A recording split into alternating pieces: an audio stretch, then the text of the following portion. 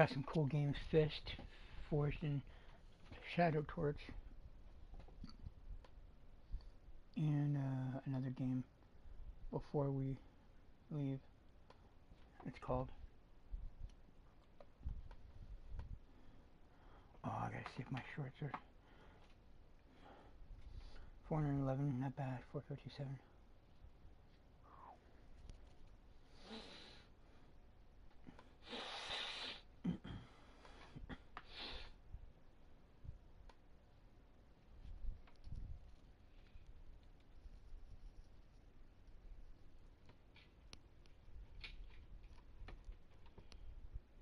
Got some cool games. Fist. Okay. Well, let's get started.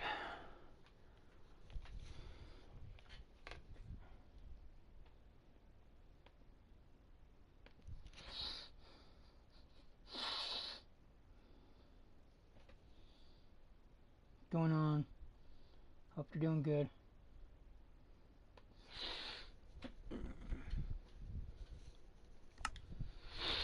We're gonna survive again.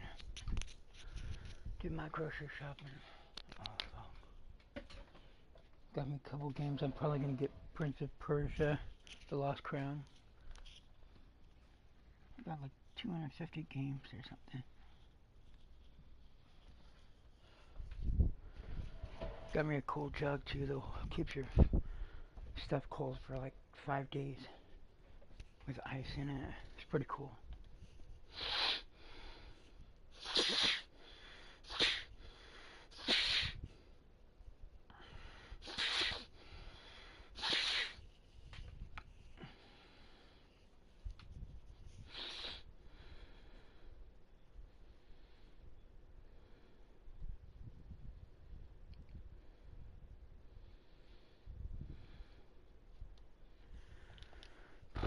Hope you're doing good. Yeah, I would do giveaways if I knew people would actually subscribe to the channel because they want to help, you know? Okay, what do we need to do? We need to make an interior.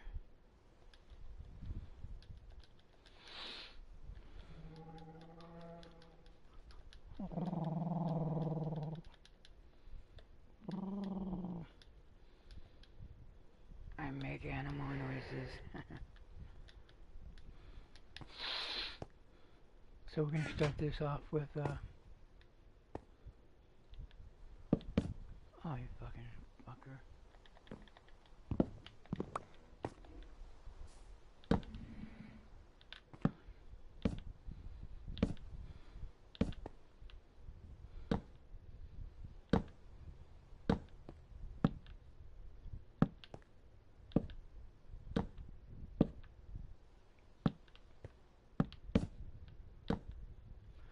You fucker.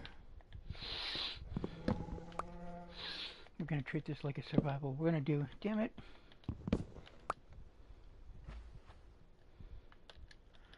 Like a survival.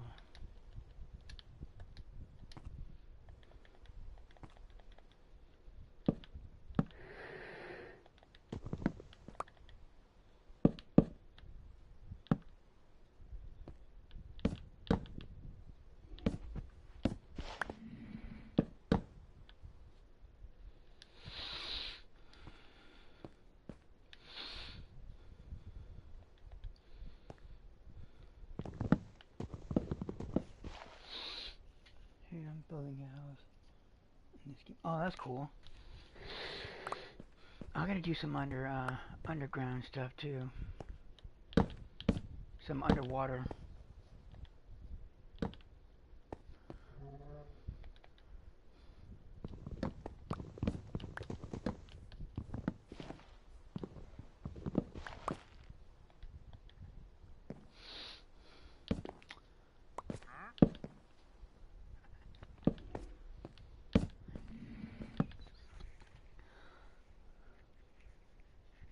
Oh, that's cool.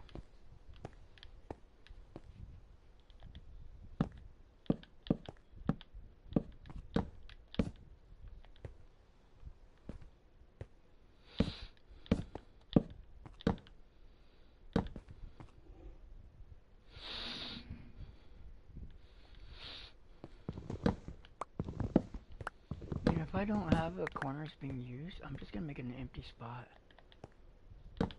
There's no point in me, I like how you can do this secret door. If all I have to do is duck, and it'll pop like that.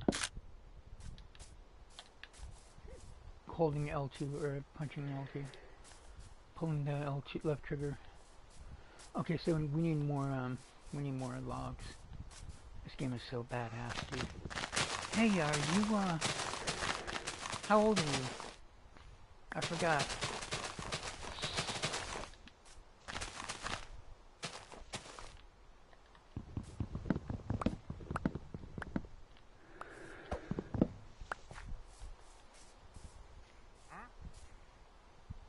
Oh, 13. I was gonna say, if you wanted to join this to help me build, or I don't know if you're able to join this one, just to help me build this, what do you call it? Shelter, to collect the resources. Are you able to join?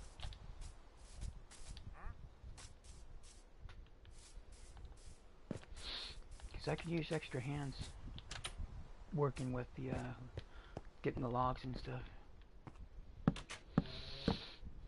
Extra set of hands.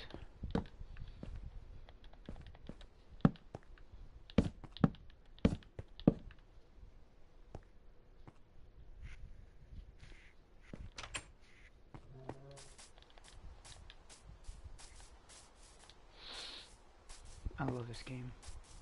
Dude, I got forged in Shadow Torch.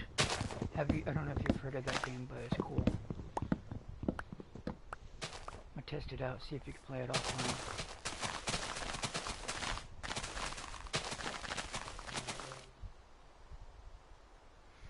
Yeah, you can still play, can't you? You could join it with the mods on. I'm on preview though. I don't know if I can. I don't think I can invite you though. I might be able to invite you, not on preview, but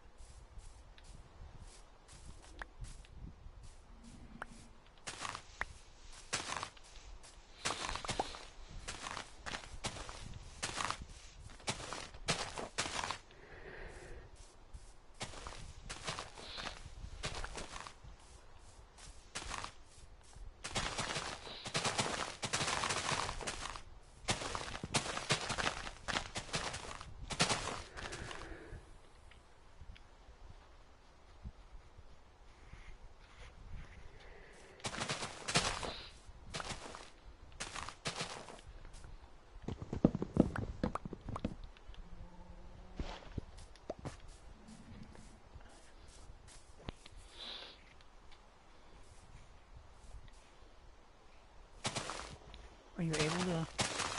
Because I could do another one, but do you know anybody that could join us?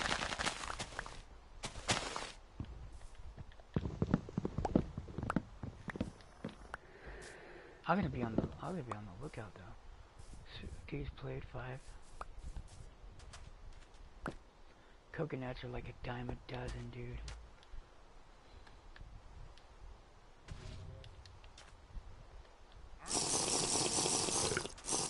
You still there? I'll look out, because there's this like T-Rex.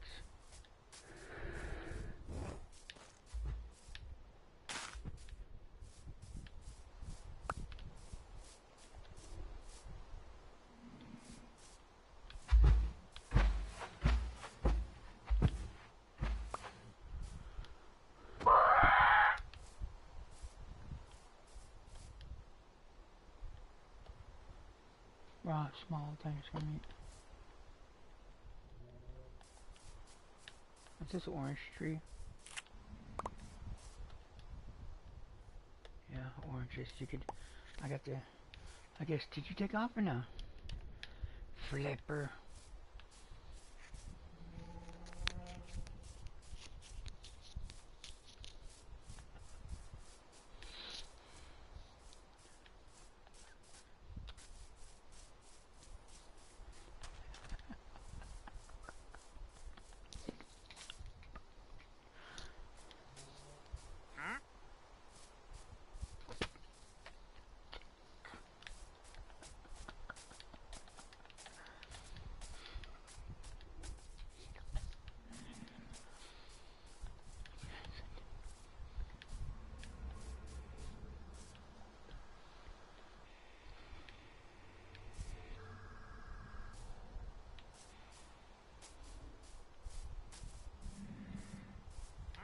Um.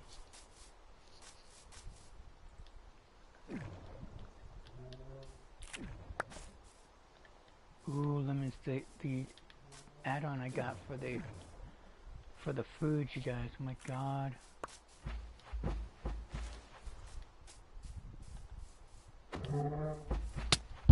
Oh, he took me out one minute.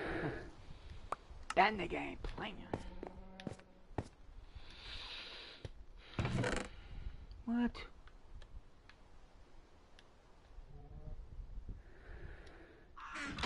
I only need one of those fuckers, fucker.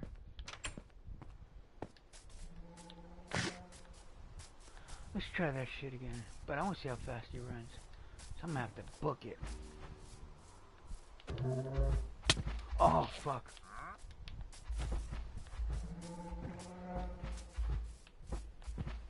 Fucker ain't playing too. Oh, he's shitty. Motherfucker runs too.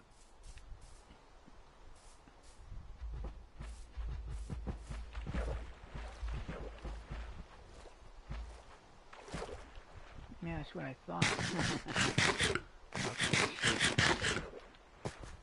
Start running like a little biatch. He probably won't take me that long.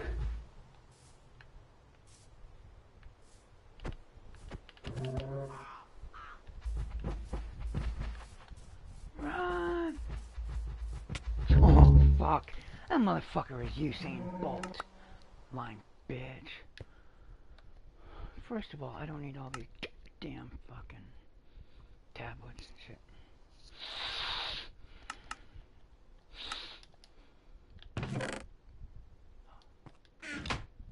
Get the fuck.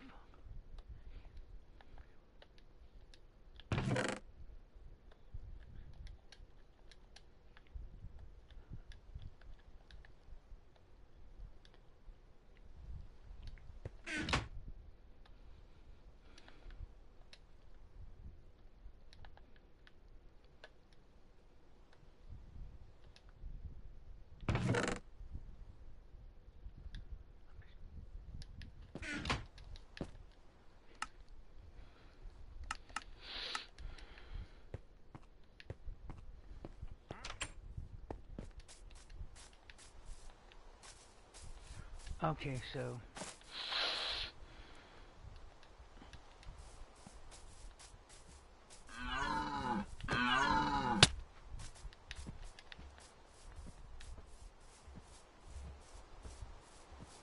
oh, he should look at his eyes.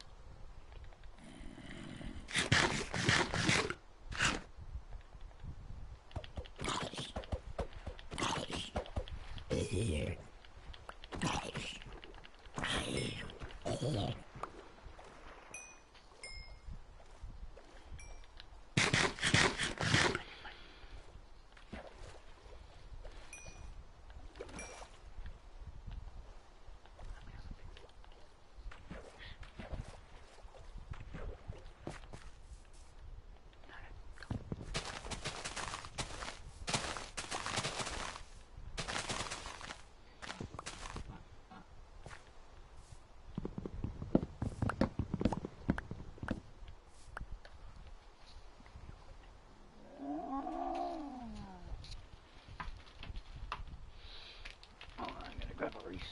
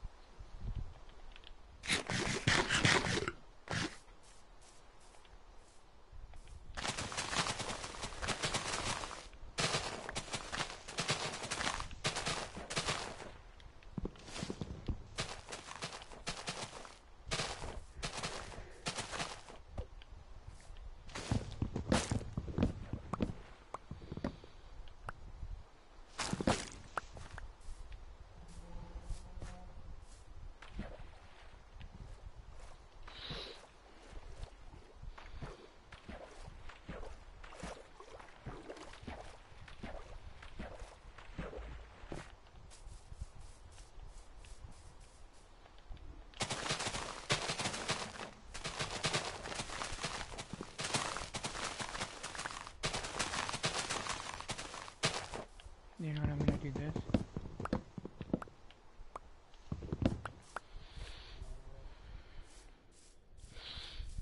But I need to do this too. Hold on.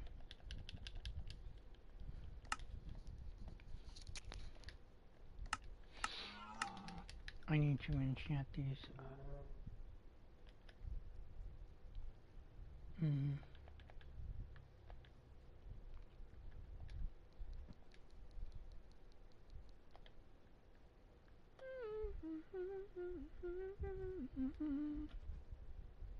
What is this? Only 7. This is 8.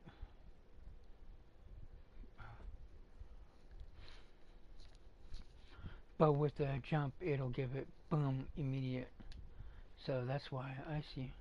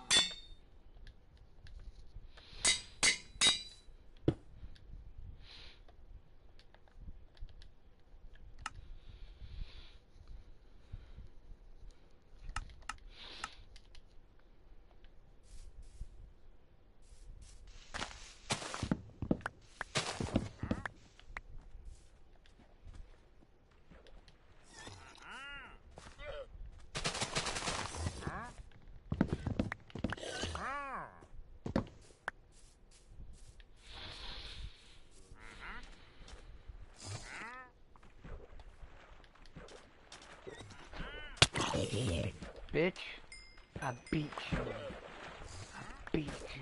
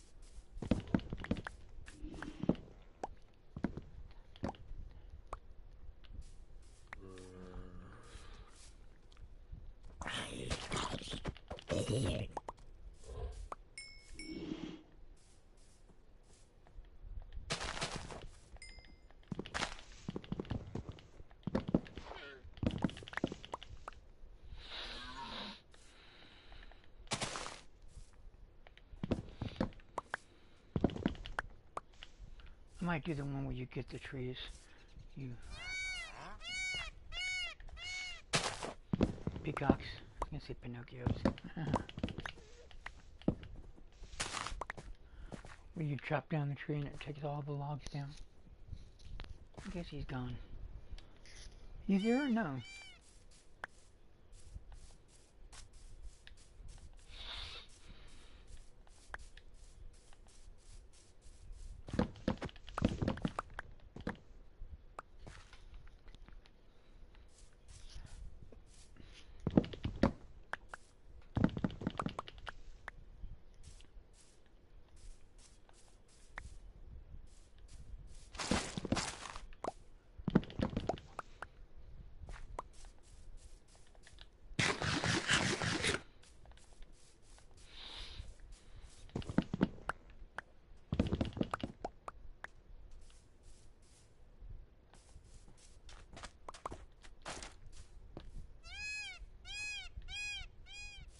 I love that sound. Where's the owls at? Damn it.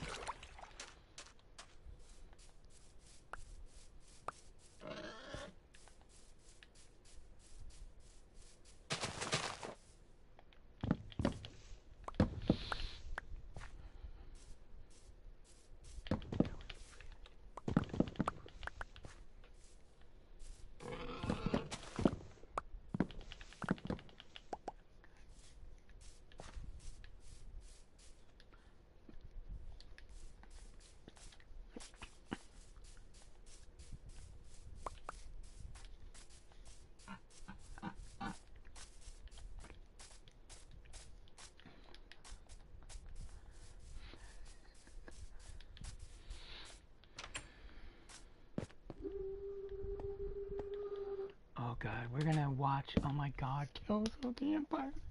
Oh, can't wait. May the 4th be with you. So sounds like something I would come up with.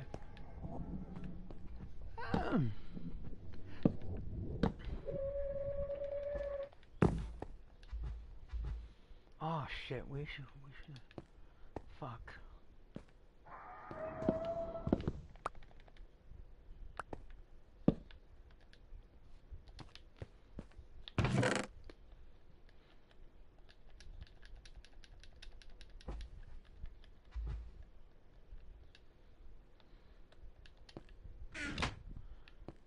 Laughing at the ocean like you were old friends. Calling out my name, saying join me now. Shoveling on the water. High over every care. They don't let me. Why the fuck do I not? What the hell, dude? They don't let me put the freaking. I have to go here. Get the fuck out. I have to go over here.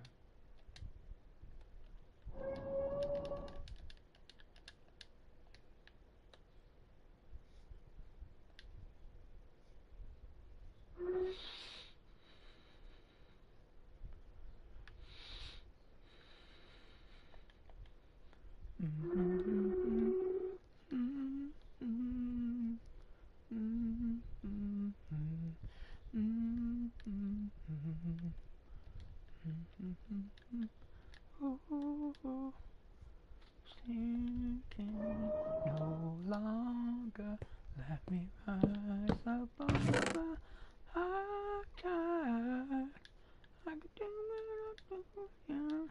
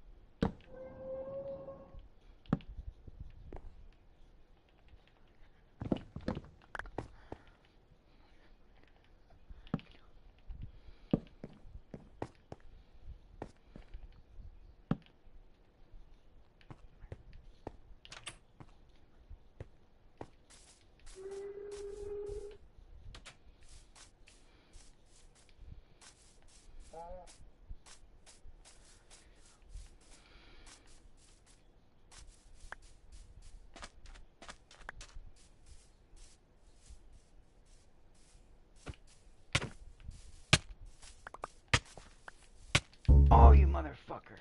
Oh, he ran like a motherfucker, dude. I'm gonna beat you if you don't get that shit out of here.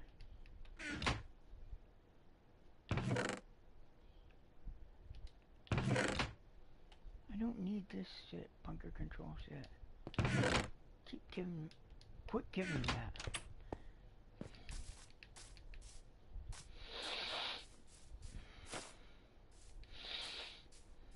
Oh, you know what, I do need to.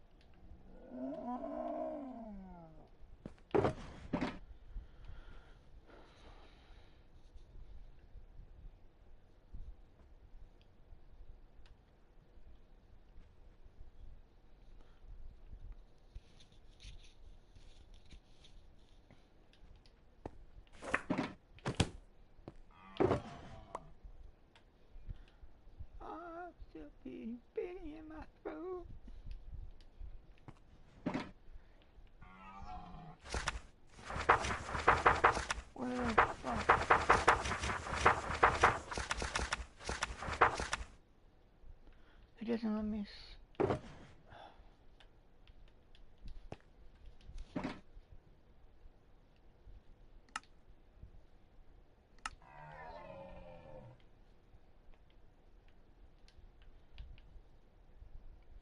Only you can take me there. So take me there, yeah. Swimming on the water.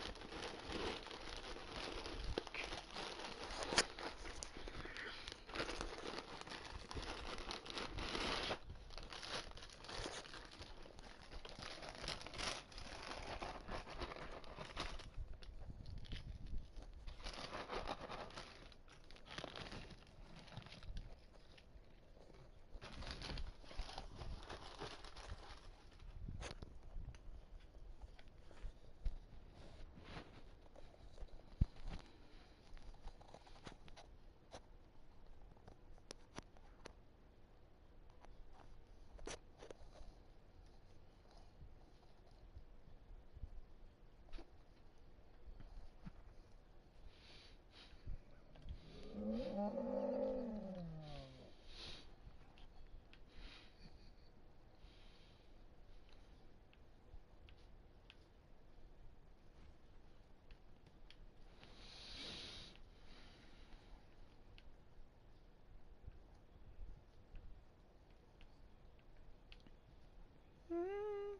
Beating in my throat, my sweaty palms and mouth so dry. Second thing I can't stand still.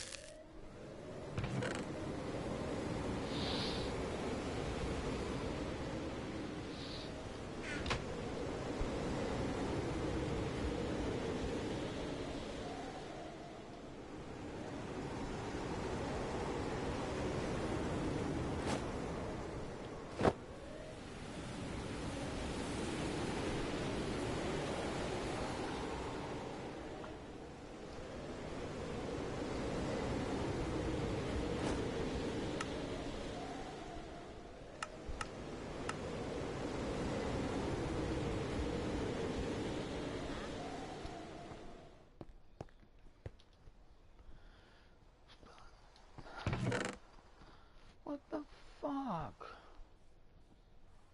Someone, damn it.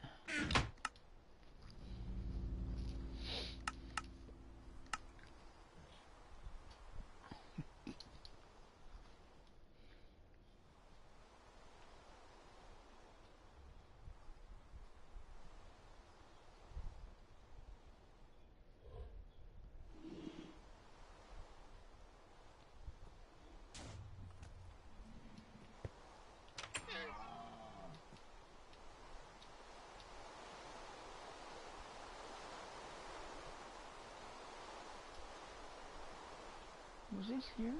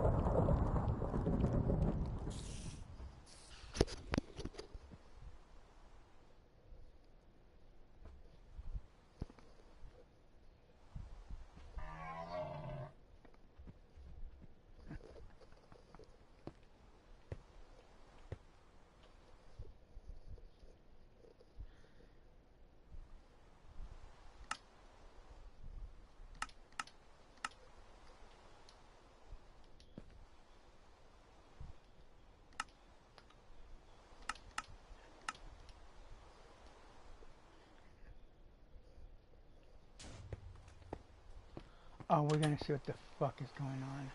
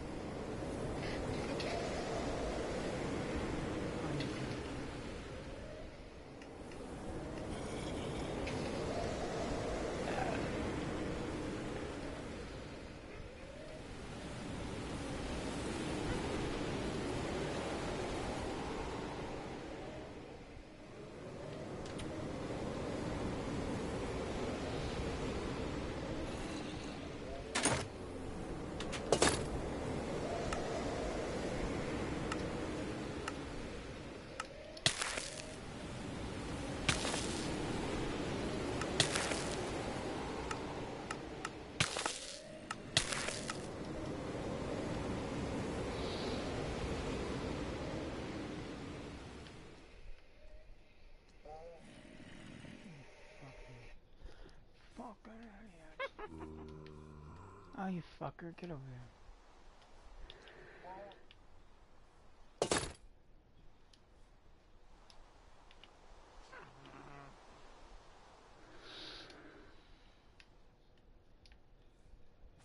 I like that they changed it up. Oh.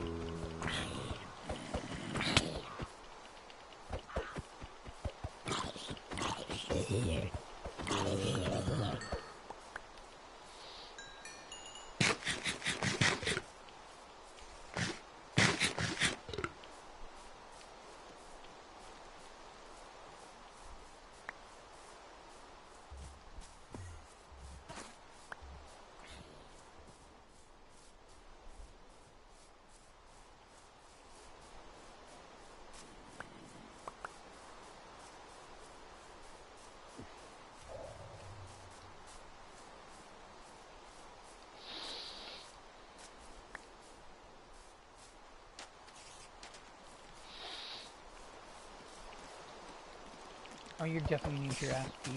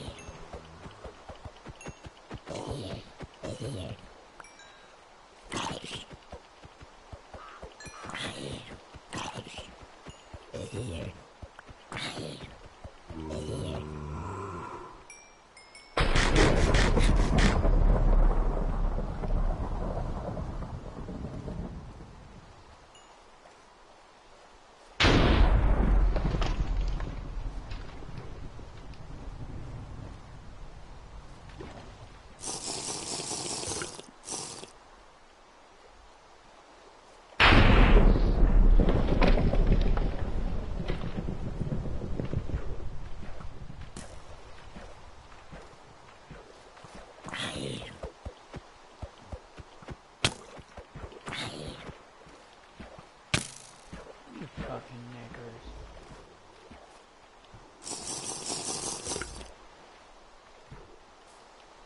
Monkey bitch.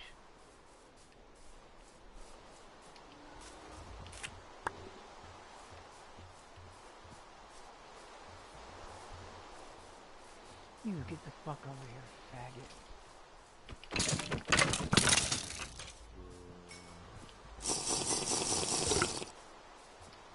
What about smash the shit out of you and your little bitch ass explosive bullshit? You too, faggot. You nigger. I'm gonna kill these niggers.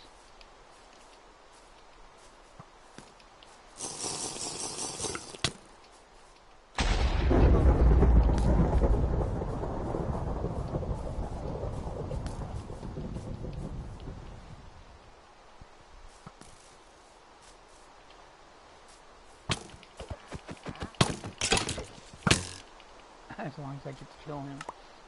That's all I care about. These niggers. I'm gonna kill their faggot ass. Techna's bullshit ass.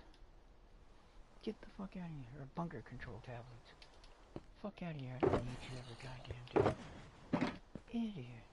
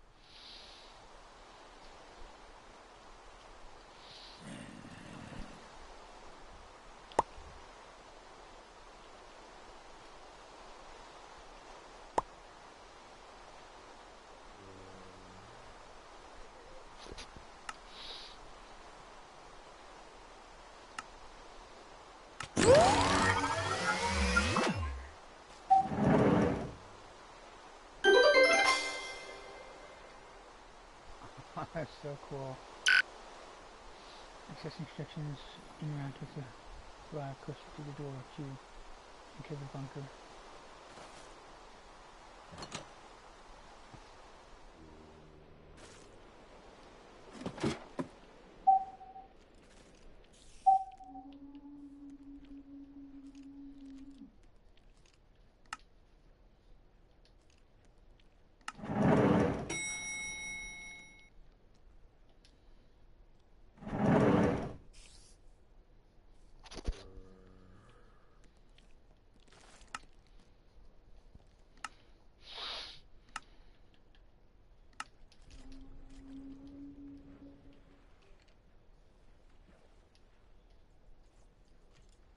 Damn.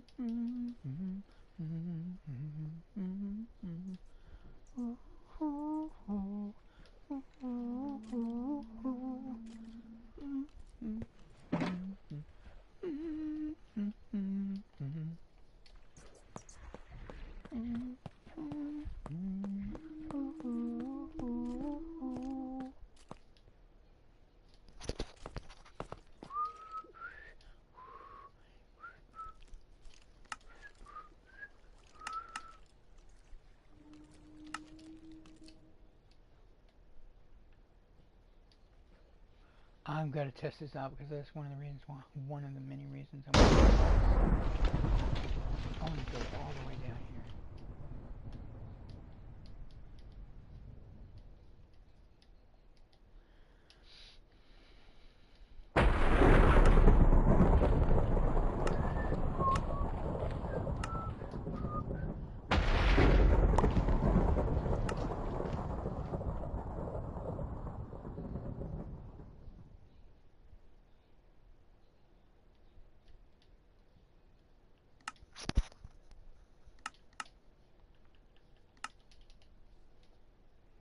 -32 box.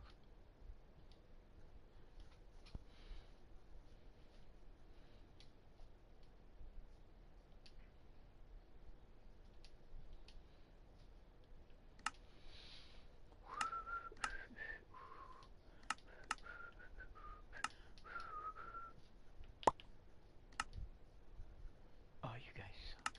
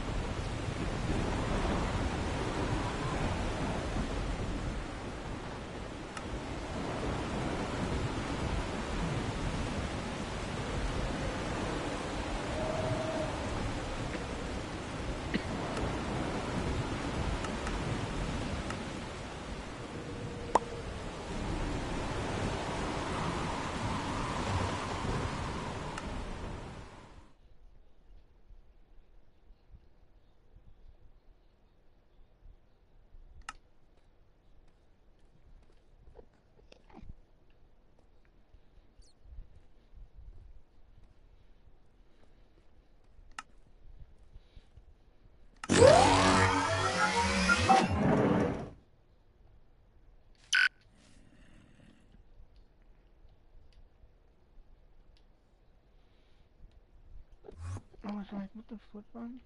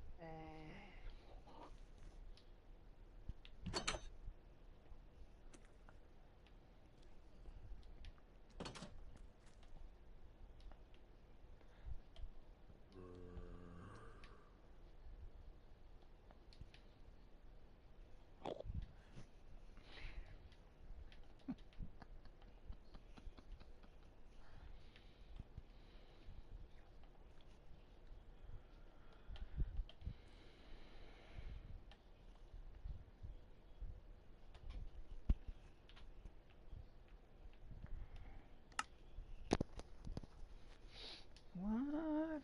Oh, night vision, okay.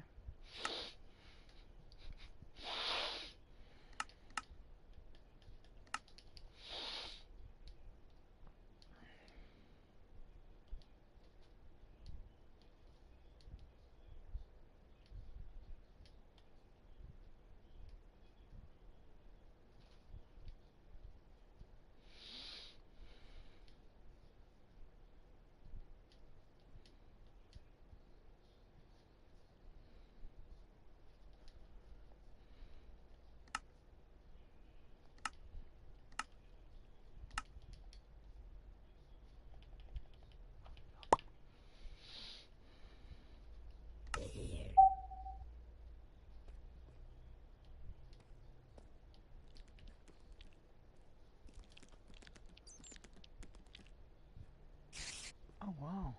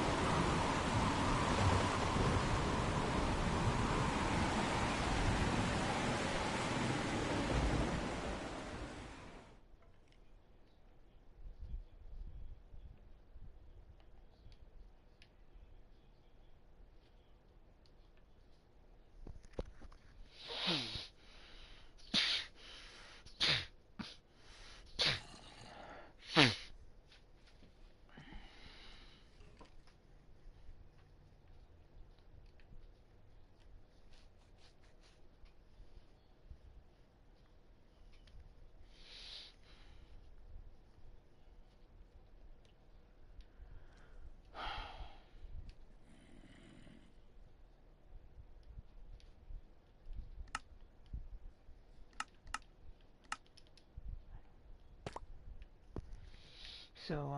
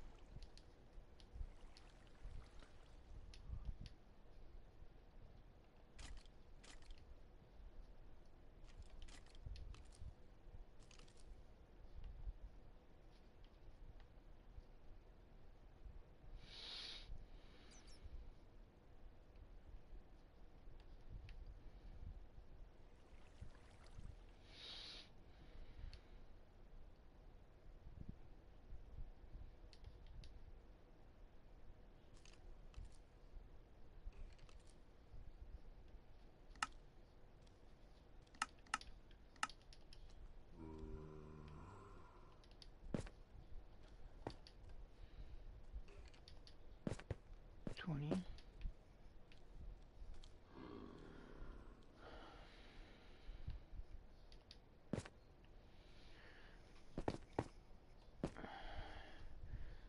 30, 40, 50, 60, 41.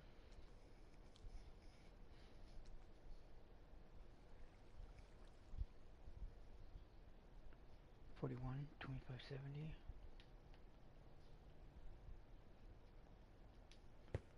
70, 25, 70, 80, 90, 47, 41 by 47.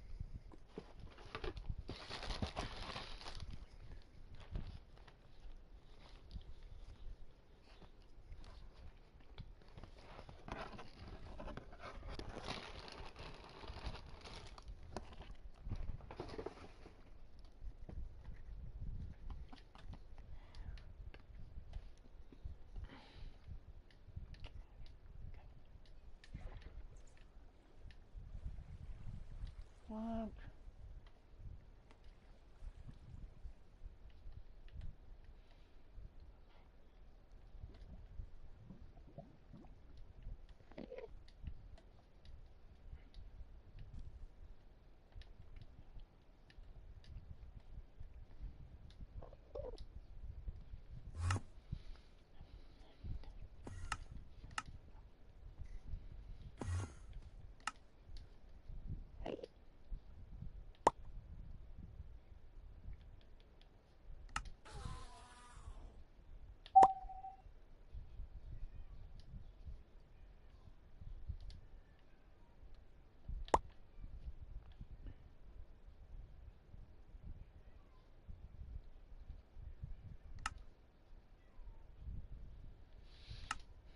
do I... Oh.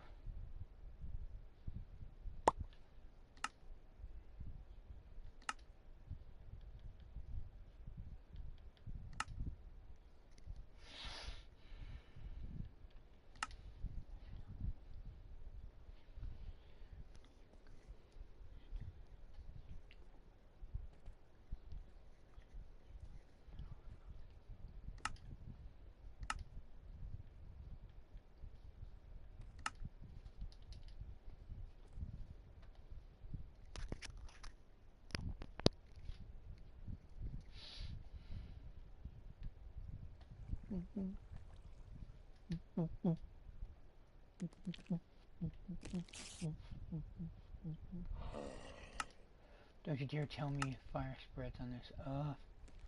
Okay.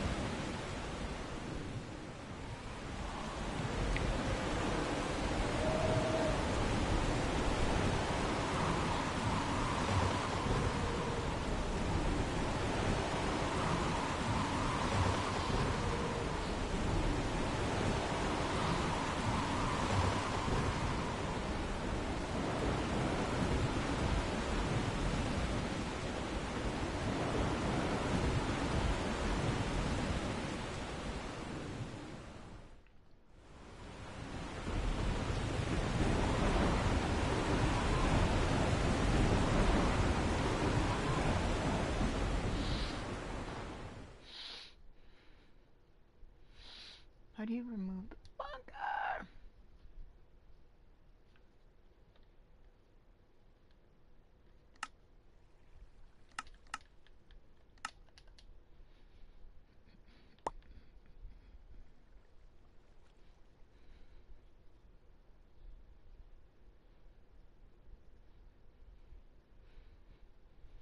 But see, I can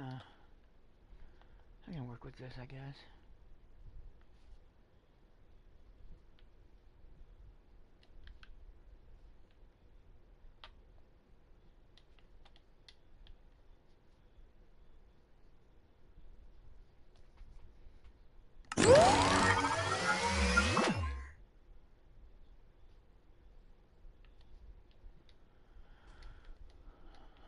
Okay, what the hell did I just do?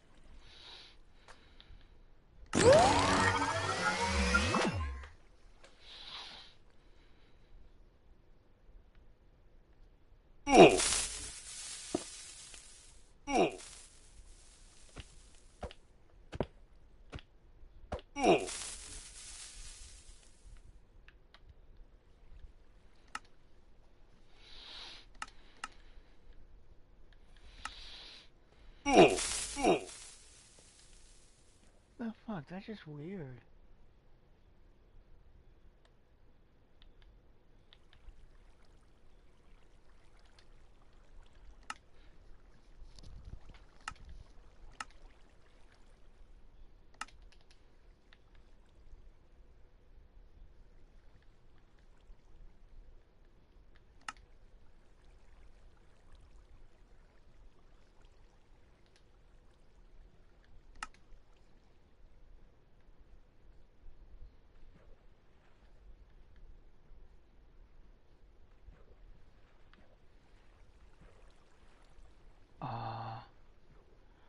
Okay, portal room.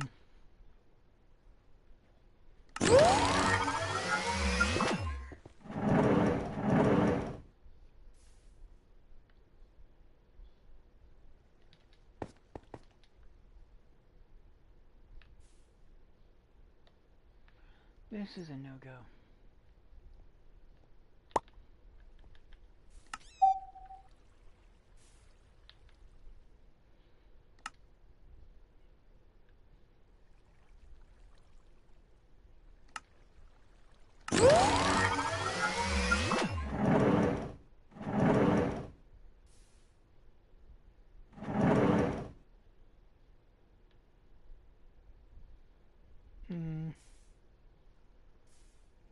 Maybe some other time.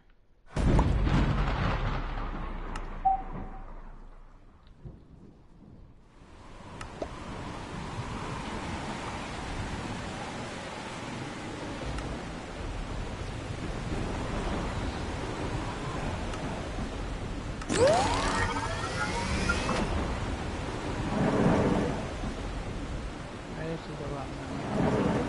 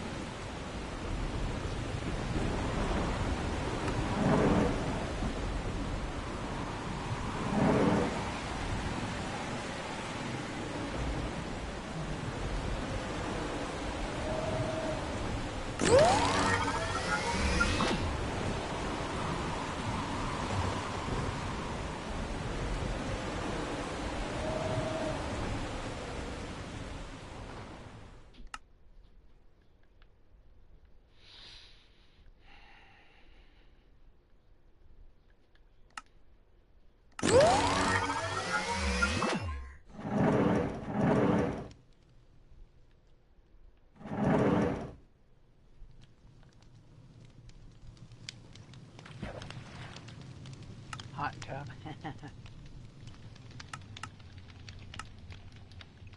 Gotta be a yep. I gotta check it out from here.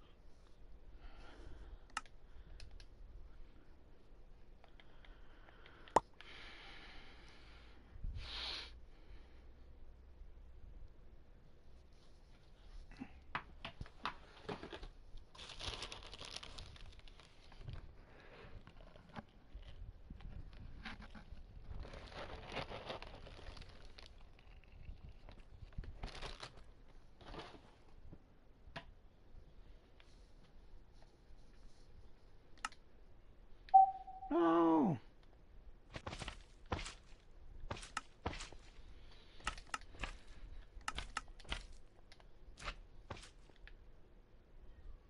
Oh shit.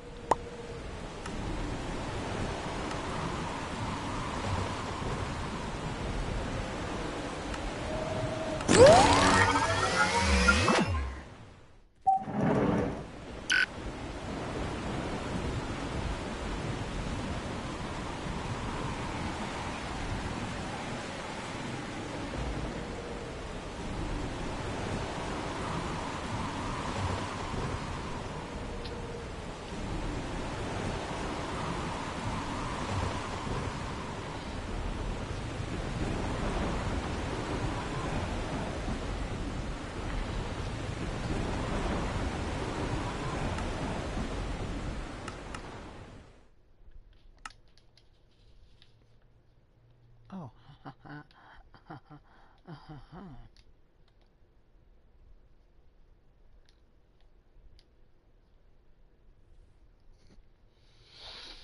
I gotta listen to some vault shit.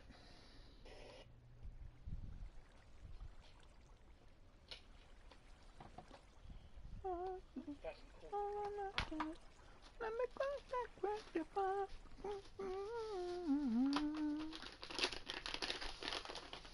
Oh, we're gonna try some of these milk chocolate and everything. Wanna be an addict? I just know it, damn it.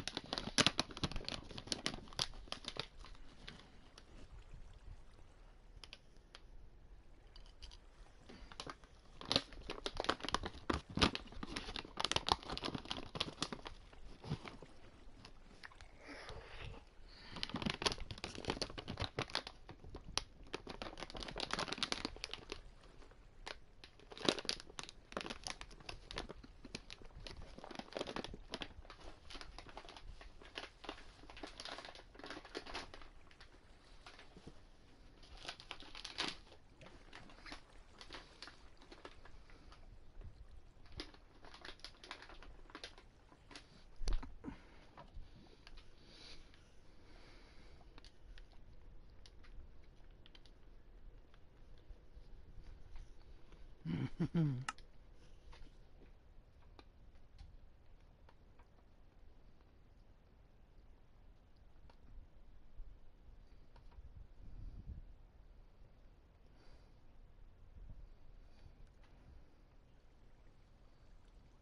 I chose Wix for...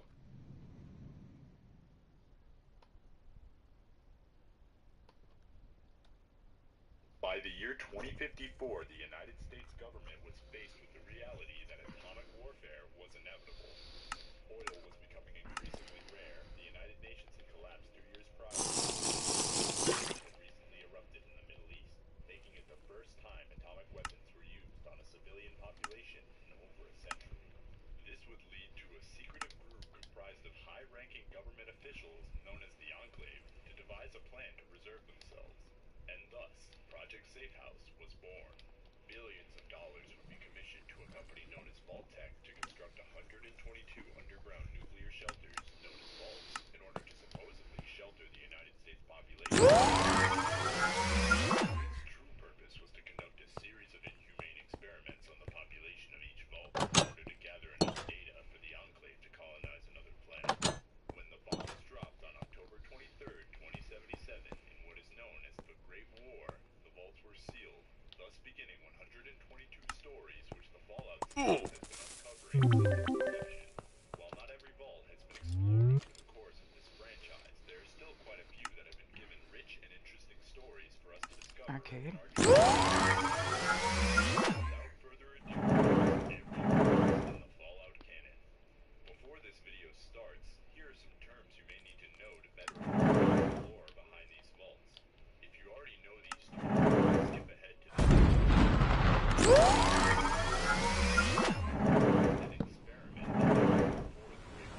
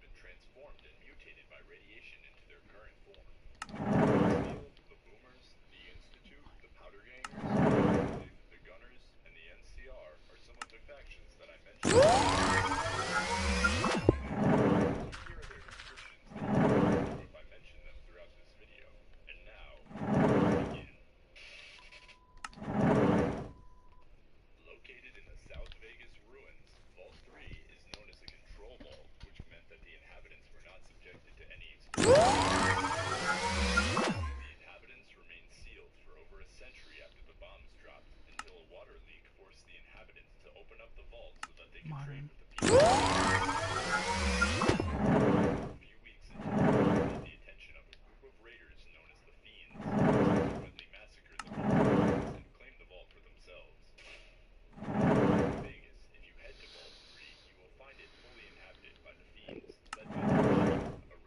Modern. Since they took the vault, the fiends grew stronger and more vicious, and are considered a deadly threat by the New California Republic and the people of the Mojave.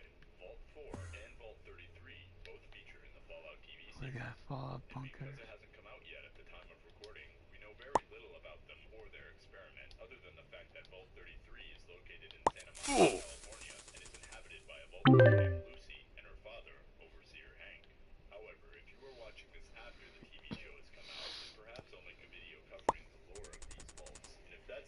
Plugged here. Located in northwestern Nevada, Vault 8 was originally designed as a control vault slated to open after a decade to repopulate the surface. However, due to a mistake made by the U.S. government, Vault 8 received a surplus of water ships intended for Vault 13. The dwellers lived peacefully underground until 2091, when the Enclave. Upon reaching the surface, residents would use their Garden of Eden creation kit to establish a city powered by nuclear energy supplied by the Vault's reactor. This would lead to the creation of the city, known for its advanced medical technology such as autodots capable of performing sophisticated surgery. 41, the Vault itself was used primarily as storage as well as a medical center for the citizens of Vault City. Vault 11, located in the Mojave Desert, conducted a social experiment where inhabitants were told that they had to sacrifice one Vault dweller annually, or else they all would perish. When the Vault door was sealed, and the first inhabitants learned about their situation, they were horrified and enraged with the Vault's overseer for not telling them before they were trapped inside. Thus, him is the Vault 11's very first sacrifice. This tradition of sacrificing the overseer would continue as time went on, and each year, the Vault would hold an election. Would consequently killed. This divided the Vault into different political parties known as the Coalition of Vault 11 voting blocks. Each year, they would create voting guides for the Vault's residents who they should vote for. As time went on, these guides eventually would become a source of propaganda as the Vault began to experience power struggle among the blocks. As the Coalition gained influence over the years, a woman named Catherine was sexually coerced by a leader of the Justice Bloc so that they would not sacrifice her husband, Nathan. Tragically, Nathan was voted as a sacrifice regardless, leading to Catherine murdering the other members of the Justice Bloc one by one in a fit of rage.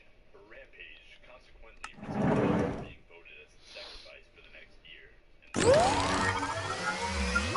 her first act as overseer, she banned the election in favor of a system where the annual sacrifice would be chosen randomly by the Vault's computer. The remaining members of the Justice Bloc, fearful of losing their power, staged an armed coup, which resulted in the massacre. Sacrifice would be chosen randomly by the Vault's computer. The remaining members of the Justice Where is the Bloc Alaska one though? Hold on. I might have to get PlayStation Plus. Which Fallout has Alaska? You fucking idiot. Which Fallout has Alaska? According to Fallout Wiki, In the Fallout 3 fandom, add-on. Alaska is visited in the Fallout 3 add-on operation.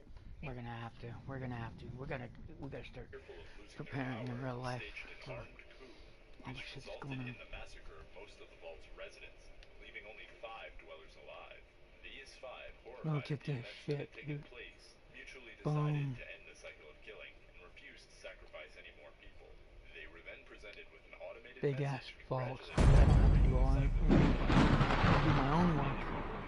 But I got this all The computer then unlocked the Vault's to myself. main entrance, allowing the Vault The biggest secret ladder.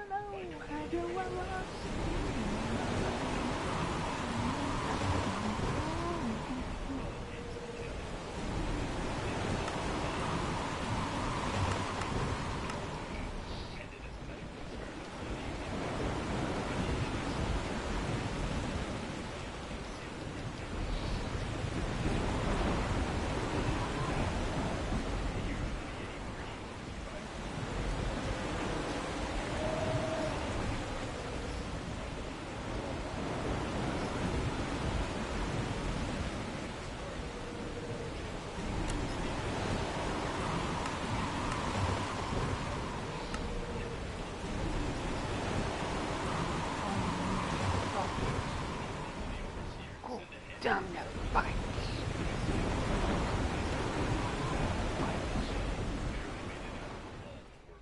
Fuck that.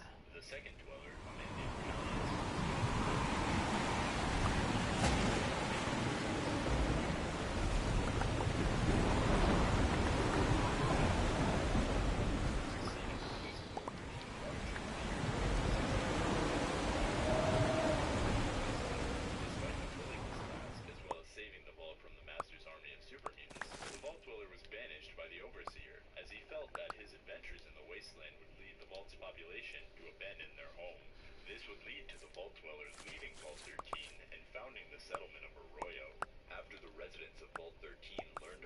overseer's decision, they sentenced him to death, allowing those who wished to leave the vault to do so. The remaining dwellers would live peacefully in the vault until 2241, when they were captured or killed by the Enclave, who left behind a pack of intelligent death claws to guard the vault. The vault was then found by the vault dweller's grandson, the Chosen One, is who that? was there on a mission to retrieve the vault's Gek in order to save the previously mentioned village of Arroyo. Once he retrieves the Gek, Frank Horrigan and a squad of Enclave soldiers exterminate the death claws, leaving Vault 13 an empty hole in the ground. Burnt. Vault 15, located in Southern California, was a social experiment in which a large population from diverse Burnt ethnic and wood. religious backgrounds were forced to live together. This would cause a schism among the dwellers, which would lead to them abandoning the vault, separating into 3 raider groups: the Khans, the Jackals, and the Vipers.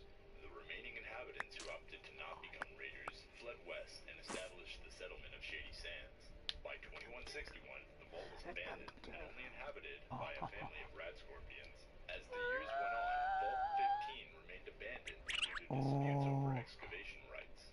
Various factions, including the New California Republic, Raiders, and Scavengers, all clashed over control.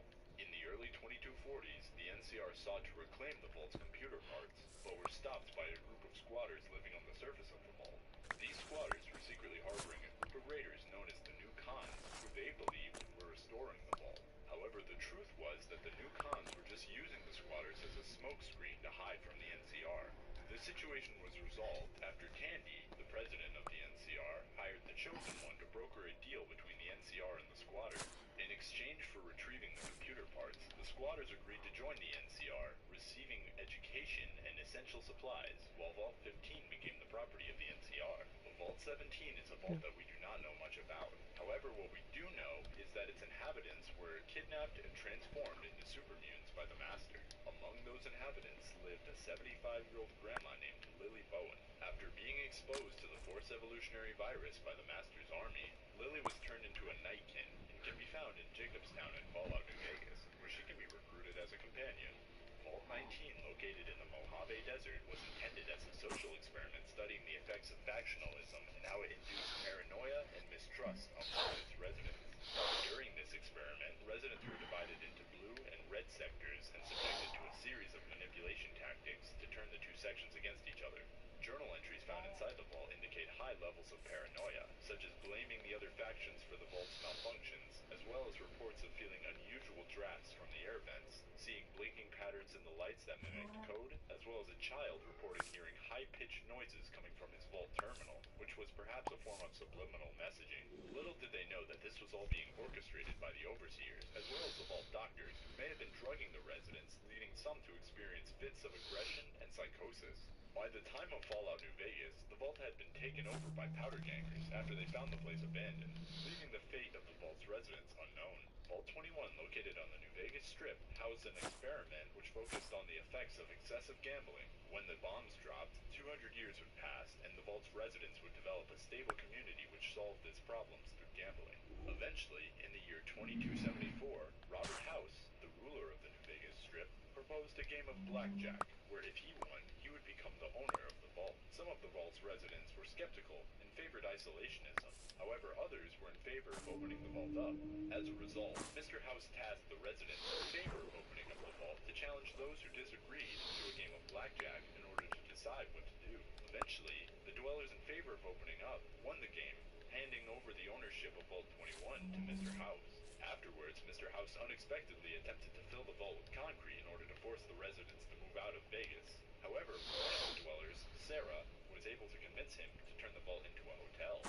Convinced of its profitability, Mr. House transformed the vault into a hotel, and by 2281, the vault was still open for business, offering residents of New Vegas room and board as long as they had the caps. Vault 22, located in the Mojave Desert, was intended as a research facility which tested genetically modified crops that were developed at Big Mountain, a think tank known for its unorthodox experiments.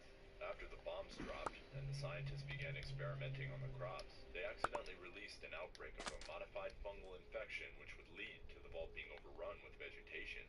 The vault's residents all would eventually succumb to the infection, as the fungus they were experimenting on would colonize their bodies and use them as hosts, turning them into horrifying creatures known as spore carriers. Located Located somewhere on the west coast of the United States, Vault 29 was intended to house a population of rich children under the age of 15. The vault would be controlled by a Zax AI supercomputer, which would be programmed to raise the children with the aid of robotic helpers. Not much is known about the fate of Vault 29, other than the fact that Harold, a recurring character in the Fallout series, is said to have originated from there. Vault 34, located in the Mojave Desert, hosted an experiment granting its inhabitants unrestricted access to an armory full of weapons and explosives. This would cause a very gun-centric culture within the vault, and seeing the potential for disaster, the Overseer would lock up the vault's armory.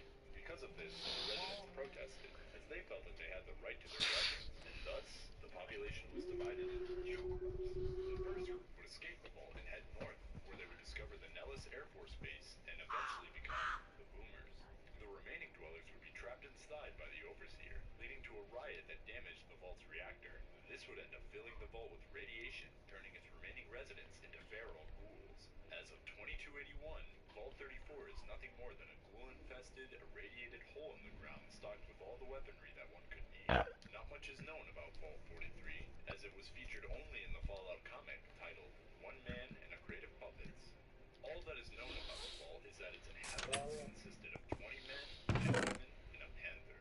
Vault 51, located in the forests of Appalachia, conducted an experiment in which a Zax 1.3C supercomputer would test the vault's residents in order to determine who is best fit for the role of Overseer. The computer was primarily taught by a man named Sergeant Robert Baker, who would advise the computer on what made the best leader. As Right time went on, underneath here is Baker a attempted 2 separate hollow times to area. hold an election, but when no one could decide on a leader, the computer deemed elections pointless and would forego this method of selecting the Overseer. Baker would then commune with the AI, telling it that a leader was someone who stepped up in times of crises. The AI would misinterpret this message and begin to produce a series of crises for the dwellers in order to see who was most fit to lead. These crises included, but are not limited to, changing the rules of a talent show halfway through to make it so that the losers would be forced to move out of their bedrooms and into bunk beds, making the dwellers compete in rigged casino games, engineering a food shortage, convincing the we're dwellers way that house underground. flies were infesting the vault, blaring the vault alarms while the residents were sleeping, switching their coffee with decaf, and manipulating the dwellers into cheating on their significant others.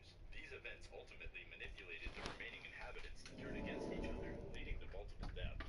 One day, after the body of a dweller named Helen was found, the vault residents began a frenzy. This led to the dwellers massacring each other, leaving only one survivor alive, a man named Reuben Gill.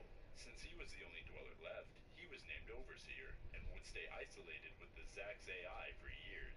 This would change when Reuben found out about the opening of Vault 76. Seeking a way to escape, Reuben would hack into the vault's inventory system and place himself inside a shipping crate, allowing him to leave undetected when the crate was removed from the vault. His plan was to find someone from Vault 76 to help him defeat the Zax AI, and he was actually successful in making contact with one of the dwellers, but he ultimately died before he could return to Vault 51. Currently, the vault is abandoned, and its only inhabitants are some scorched who wandered inside. Located in a cave underneath a shack southwest of Lewisburg, West Virginia, Vault 63 remains sealed and has yet to have any lore on what its purpose was, as it remains inaccessible to Fallout 76 players. However, this may change in a future update. Not much is known about Vault 63, as it's only featured in the previously mentioned Fallout comic titled One Man and a Crate of Puppets. All we know about Vault 69 is that it held 999 women and 1 man. Vault 75, located at Malden Middle School north of Boston, Massachusetts, conducted a social and medical experiment centered on a eugenics program to create the perfect soldiers from young children. When the bombs dropped, all the children's adult relatives would be executed, marking the beginning of the experiment. The kids were taught to fear the horrors of the outside world, and were trained to be fit, brave, and intelligent enough to venture out into the wastelands to help the remaining population above ground. Years later, when the children turned 18 and they graduated the program, the smart programmed kids would be made into scientists. The strong and smart were harvested for their organs, and the rest would simply be executed. Eventually, the vault was opened, and the remaining dwellers presumably headed out into the wasteland, abandoning the vault. By 2287, the vault is filled with gunners who repurposed it into one of their headquarters in the Commonwealth. Vault 76, a control vault located north of Flatwoods, West Virginia, was built to house 500 occupants and was scheduled to open 20 years after the Great War in order to rebuild and repopulate repopulate the wasteland on a special date known as Reclamation Day. The occupants included students from Vault-Tec University, military members, and even former White House Chief of Staff. Occupants were provided with fully furnished apartments, including a bedroom, living room, bathroom, and color television. And overall seemed like a great place to live. 25 years after the bombs dropped, the residents were given the all-clear, and the vault opened, to which they proceeded to head out into the wasteland with the goal of recolonizing the surrounding region of I gotta see Appalachia. this, but Vault with the 77 housed one man and a crate of puppets. The Puppet Man, as he was known, would unknowingly enter the vault as its only resident different and be texture locked pack. inside. As he slowly went insane due to isolation, he became engrossed with the puppets, believing them to be real people and hallucinating interactions between them. One day, the man found the king puppet murdered, to which he then accused the Vault Boy puppet of being the culprit. To the man's surprise, the Vault Boy revealed to him that they were both the ones who killed the king. Scared of what might happen if the other puppets found out, the Vault Boy convinced the man that they needed to leave the vault, which they eventually did. During their travels, they would encounter a giant mutated scorpion, a ghoulified vault dweller, as well as a giant ant, which the man named Mr. Pinch. The pair would eventually be captured by some wastelanders who planned to either enslave the man or eat him. He warned his captors that his puppet was dangerous and that he had killed before in a plea to let them go. After they shrugged him off as simply being delusional, the man would murder one of his captors, leaving one alive to lead him to the rest of his group. After the survivor had made it to the rest of his gang, he told them that the Puppet Man had murdered Bob, the other slaver. The men began to hear a noise as the Puppet Man got closer and closer to the gang. We then see in the final panel that the Puppet Man had murdered the gang with his bare hands, thus finalizing his descent into madness. In Fallout 3, if you head to Paradise Falls, a settlement full of slavers, you can find a Vault 77 jumpsuit hidden alongside a holotape. This holotape contains a recording of one of the slavers ordering the listener to burn the jumpsuit out of fear that the Puppet Man may come looking for it. Vault 79, built in secret by Vault-Tec north of Dinosaurs Wilderness, West Virginia, was meant to house 120 high-ranking soldiers and government agents tasked with protecting the nation's gold reserves with the intent of rebuilding the economy after the Great War. The vault's number was chosen due to the fact that 79 is the atomic number for gold. In July 2072, secrecy surrounding the vault was compromised when soldiers guarding the site stole millions of dollars worth of gold and ventured to Las Vegas to gamble. Their actions led to a confrontation at the Ultralux Casino, resulting in a shootout with local police. Despite attempts to surrender, all those involved were executed. In 2077, when the bombs finally dropped, the vault was sealed, to which inhabitants awaited further instructions from the U.S. government. However, at some point after the war, a mutiny led by a rogue Secret Service agent named Shorty resulted in a number of deaths among the vault's population. The survivors remained inside the vault, isolated and depressed, with at least 3 agents taking their own lives. On the surface, rumors of the vault's gold attracted treasure hunters, who hired your player character to help them commit a heist on Vault 79. Vault 81, built in Boston, Massachusetts, was intended to host an experiment in which scientists would use the vault's civilians as guinea pigs to develop a universal cure for disease. The vault was designed so that the scientists would be separated into a secret sector unbeknownst to the residents, where they could monitor and experiment on the these population. When the milk vault chocolate closed, M&Ms are before so the good. scientists could begin their experiments, they were betrayed by the overseer, who locked them inside the secret sector of the vault.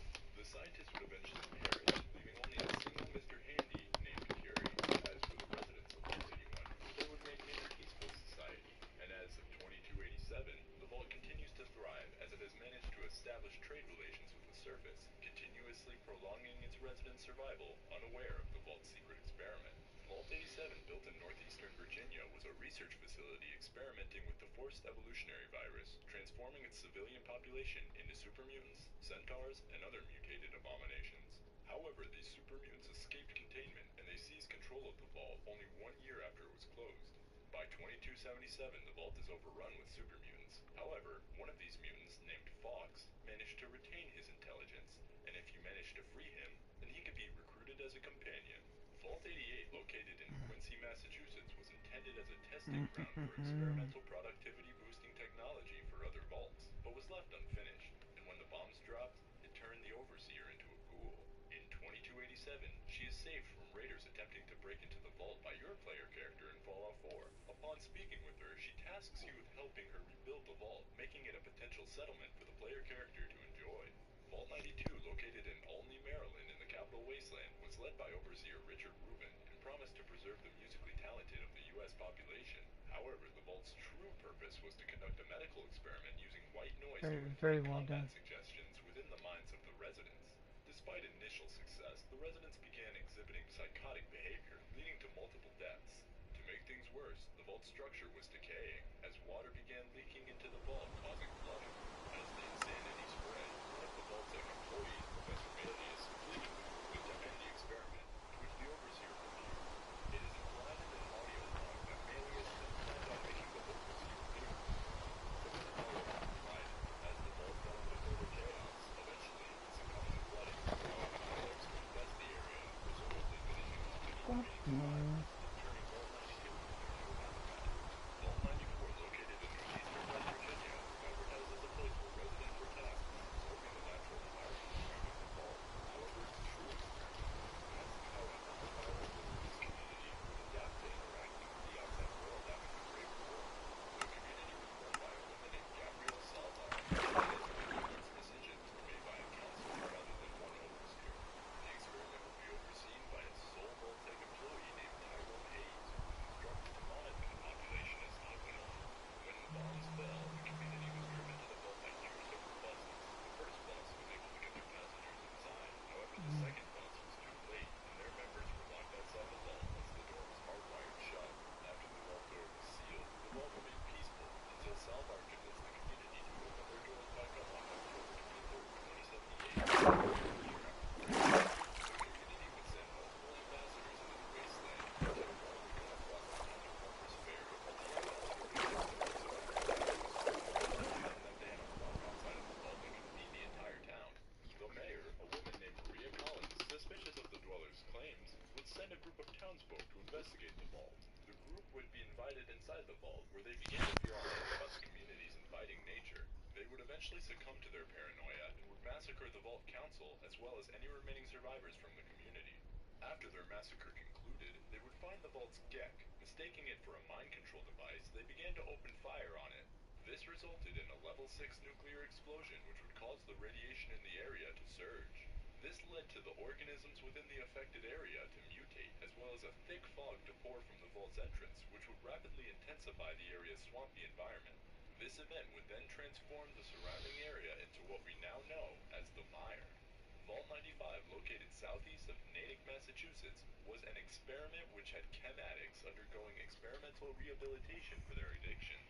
After the bombs dropped, the program would go on for several years and would prove successful in getting the dwellers to kick their addictions.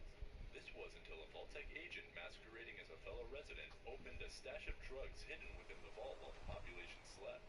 The next morning, when the supply was discovered by the residents, chaos ensued, leading to violence among the dwellers, as well as some to succumb to their urges, while others maintained their commitment to sobriety. It is not known what happened to the residents following this instance, as by the year 2287, the vault was completely occupied by gunners, who repurposed the vault into a stronghold for them to operate out of. Vault 96, located south of Spruce Knob Campground, West Virginia, was advertised as a vault designed to monitor the damage done to the local fauna after the bombs dropped. However, once it was sealed, the scientists within were shocked to discover that the vault's true purpose was to conduct unethical experiments on mutated animals I've been in that one cryogenically too. frozen inside the vault in order to find a way to counteract their mutations. They were forced to maintain a weekly quota of data by the vault's mainframe that, if not met, would result in their demise. The vault's planned duration was set for a minimum of 250 weeks, after which the residents would be exterminated, apart from the overseer, who would be permitted to leave. The scientists would conduct these experiments on their diverse supply of cryogenically frozen animals, including a mysterious entity known as X001. By week 146, one of the scientists failed to meet their quota due to a lack of access to specimen X001, leading to her demise at the hands of the mainframe. Blaming the overseer, a man named Eric, the team confronted him, only to discover that he was orchestrating an escape plan which involved infecting the mainframe with a virus in order for them to flee. Although the plan initially succeeded, the mainframe activated superseding protocol Omega, causing the residents' deaths. Despite this, the virus successfully shut down the mainframe, leaving the vault open, prompting animals to escape and triggering the emergency management system to call for assistance. In the year 2104, the vault was taken over by a scientist named Edgar Blackburn, who used its research equipment to attempt to create an improved strand of FEV in order to help humanity adapt to the wasteland. He would do this by hiring a group of mercenaries known as the Hellcat Company in order to guard Vault 96 and abduct unsuspecting dwellers for him to experiment on. Vault 101, located west of Springvale, Virginia, held a social experiment which studied the role of the Overseer in a vault that was never intended to open. After the Great War, the residents remained isolated as the Overseer fabricated an illusion of the outside world being uninhabitable, fostering a belief that survival solely existed within the vault. This continued for years until one Overseer elected to break the cycle of isolationism and sent an expedition team out into the wasteland.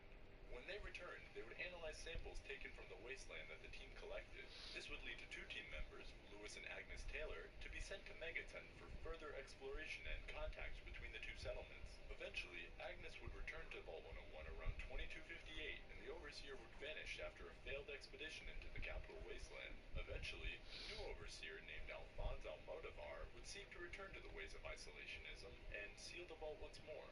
Until one day, a man named James came to the vault seeking shelter, offering his services as a doctor in exchange for the safety of him and his infant child. The Overseer would let them in, and James would keep his child in the dark about their origins in the wasteland because of his agreement with Alphonse, convincing your player character that they were born in the vault. The Overseer would continue his regime of isolationism with only one woman managing to escape the vault. Eventually, in 2277, a rad roach infestation sparked chaos in Vault 101, enabling James to escape. This caused even further turmoil, leading to several deaths. After the Overseer orders the killing of multiple people, including the Lone Wanderer, you escape into the wasteland, fleeing from the Overseer's wrath. While your player character I'm leaves gonna to have find to your play it. brother, I'm gonna the have Vault to 101 upgrade. Overseer increases security measures, causing division among the dwellers who realize the possibility of a life on the outside. As tensions rose, Amada, I the don't know if I'm Overseer's getting daughter, would that send one, out a because I might want to broadcast get a frequency PS5 instead. seeking the return of the player to help resolve the situation, leaving the fate of Vault 101 in the hands I'll make the of the fucking Lone Wanderer. PS. Vault 106, located southeast of Arefu, conducted an experiment in which the air filtration system was contaminated with psychoactive drugs 10 days after the vault door closed. This experiment was known by the Overseer and the vault staff, and they were each instructed to keep this a secret from the dwellers. As time went on, the effects of the drugs began to take their toll on the dwellers, as they began to show more and more signs of aggressive behavior, prompting the Overseer to order a lockdown. However, the deranged residents eventually overwhelmed the vault security and brutally murdered them as well as the Overseer. Years later in Fallout 3, you can find the vault inhabited by insane survivors who have all descended into madness due to years of breathing in psychoactive drugs. As you explore the vault, your character actually begins to see hallucinations of characters from their past, such as Amada, the Tunnel Snakes, and your father. What's the matter? Vault I don't 108, know what's the located matter with north of you. Washington, D.C., had an abundance of problems. The vault was designed to house 475 people for only 38 years. The power supply was set to -7. fail after 20 years, and the Overseer was set to die after only 3 years due to a 24. rare type of cancer. The experiment also deliberately left standard positions vacant, as well as providing the residents with no entertainment tapes. Basically, this vault sucked ass. However, in addition to these failures, the vault came equipped with a cloning lab. After the vault sealed, cloning experiments would be conducted which produced 53 clones of a man named Gary. Each cloned iteration of Gary exhibited hostility towards non-clones, escalating with each replication. Subsequent clones became increasingly violent, leading to them eventually purging the vault of its residents. By 2277, the vault is solely inhabited by clones who are only capable of saying one word. Gary, Gary, Gary, Gary. Vault 111, located in Sanctuary Hills, Massachusetts, was designed as a medical experiment studying the long-term effects of cryogenic stasis on its unsuspecting residents. Once the vault was sealed, its residents would be told to enter cryostasis pods that were masqueraded as decontamination chambers. Once the residents were frozen, the vault was said to remain sealed for at least 180 days. After 180 days passed, there was no all-clear signal, resulting in the Overseer's decision to maintain the vault's sealed status despite dwindling supplies. Following this, a group led by security and support staff rebelled against the Overseer, and in response, the Overseer initiated a lockdown. Unfortunately, the logs abruptly end at this point, and we can presume based on the skeletons scattered throughout the vault that the staff would soon perish after these events. In 1927, a mysterious organization known as the Institute discovered the vault and found that one of the cryostasis pods inside housed an infant named Sean, whose DNA remained untainted by post-war radiation, perfect for their third-generation synths.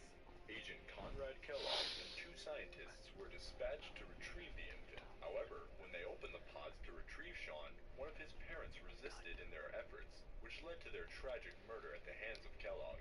After 60 years, Sean's other parent, who had witnessed the kidnapping, would be mysteriously released from cryostasis, discovering all the other vault residents deceased due to a life support failure, making them and Sean the sole survivors of Vault 111. Vault 112, located southwest of Washington, D.C., was designed to house 85 people. The vault's unique experiment involved immersing occupants in perpetual virtual reality, overseen by Dr. Stanislaus Braun, creator of the Garden of Eden creation kit. The vault housed a set of virtual reality pods which simulated a utopic suburb known as Tranquility Lane. Unbeknownst to its occupants, once they entered the virtual reality pods, Braun held absolute control over the simulation. Inside the simulation, Braun would take on the form of a little girl named Betty, and he would use his power to turn the vault's residents into his personal playthings, repeatedly murdering them inside the simulation. Each time Braun murdered them, he would wipe their memory and resurrect them within the program, creating a cycle of torture that would go on for centuries. Vault 114, located inside Park Street Station in Boston, Massachusetts, was a social experiment that was advertised as a luxury vault for wealthy members of society. However, in reality, the vault was designed to be cramped and overpopulated, in addition to being under the leadership of an overseer with an abundance of mental issues. The vault was nearing completion, with construction underway and a man named Soup Can Harry being selected as overseer. However, the vault was never finished, potentially due to contract fraud and embezzlement. Eventually, after the bombs fell, its construction site was repurposed as a base of operation for Skinny Malone's gang of triggermen. Vault 118, hidden beneath the Cliffs Edge Hotel in Mount Desert Island, Maine, was designed as an exclusive establishment aiming to attract wealthy and influential individuals seeking privilege and luxury. The vault's original experiment would involve segregating residents into two groups, an elite class of 10 ultra-rich individuals pampered by robotic staff, and a larger working-class populace of 300 confined to cramped conditions. The rich would hold authority over the others, with robotic staff executing their judgments. However, construction on the second wing intended for the working-class group ceased due to financial issues. The primary financier, Ezra Parker, stopped funding, citing payment difficulties from the guests. In addition to him, the vault was set to host influential figures such as former Hollywood actors Keith McKinley and Gilda Brasco, a famous painter named Santiago Avida, as well as Dr. Riggs and his wife Juliana. Dr. Riggs in particular was involved in robotics research, and he was able to convince his fellow residents to consider having their brains inserted into robo-brains so that they could become immortal. They all agreed and went through with the procedure, and when the Great War came and the vault was sealed, the overseer became the only remaining human amidst the robo-brain residents. Centuries passed, and one day, Ezra Parker, the primary financier of Vault 118, was murdered, leading the residents to seek help from the player character in investigating who did it. In Fallout 76, a raider named Bruiser claims that he grew up in a vault somewhere on the East Coast. He claims that he participated in a warlike gladiator sport inside the vault, which based on his description sounds strikingly similar to American football. At some point during his stay in the vault, he left and eventually ended up in Appalachia, West Virginia. Nothing else is known about this vault, as Bruiser doesn't give us a number that we can assign to it, but hopefully it will be a Fallout franchise in an expansion or in a future Fallout title. Alright guys, that was every vault in the Fallout canon. Before I sign off, I'd like to share some exciting news. I've launched a Patreon. If you enjoy my content and want to support me as well as gain access to perks like early video releases and exclusive content, then feel free to check it out. Anyways, please like, subscribe, and I hope you have a wonderful day. Before Shopify, were you wondering Get where the my sales fuck at? out of here Now with you that can with shit. Shopify. You're easily selling online, in person, and beyond. Discover how millions of entrepreneurs Get use the Shopify. fuck By the year out of here. 2054, the United States government was Get faced the with the fuck out of reality here that with that atomic faggot warfare ass shit. was inevitable. God Oil kill was those becoming idiots. increasingly rare. The United Nations had collapsed 2 years prior, and What? a nuclear Hold on. exchange had... By the year 2054, the United States...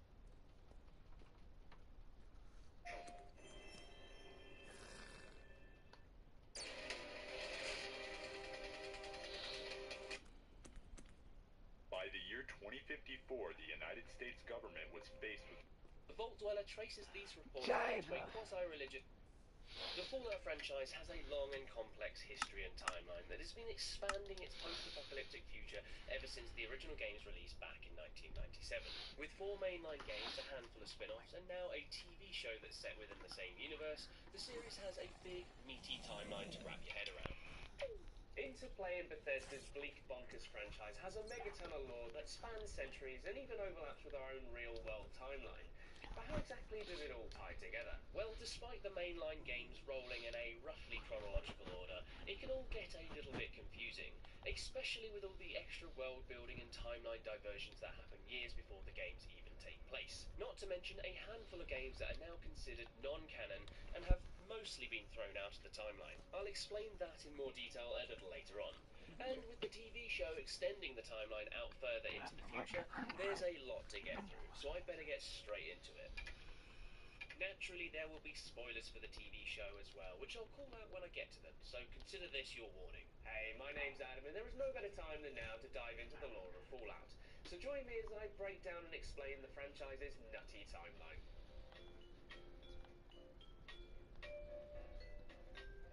Our timeline kicks off in the mid-20th century in a post-World War II world that looks very much like our own. But that is all about to change. You see, the world of Fallout diverges from our own in the period after World War II at some point between 1945 to 1961. And imagines a technologically advanced world steeped in the design aesthetics of the 1950s, hence all the retro-futuristic vibes.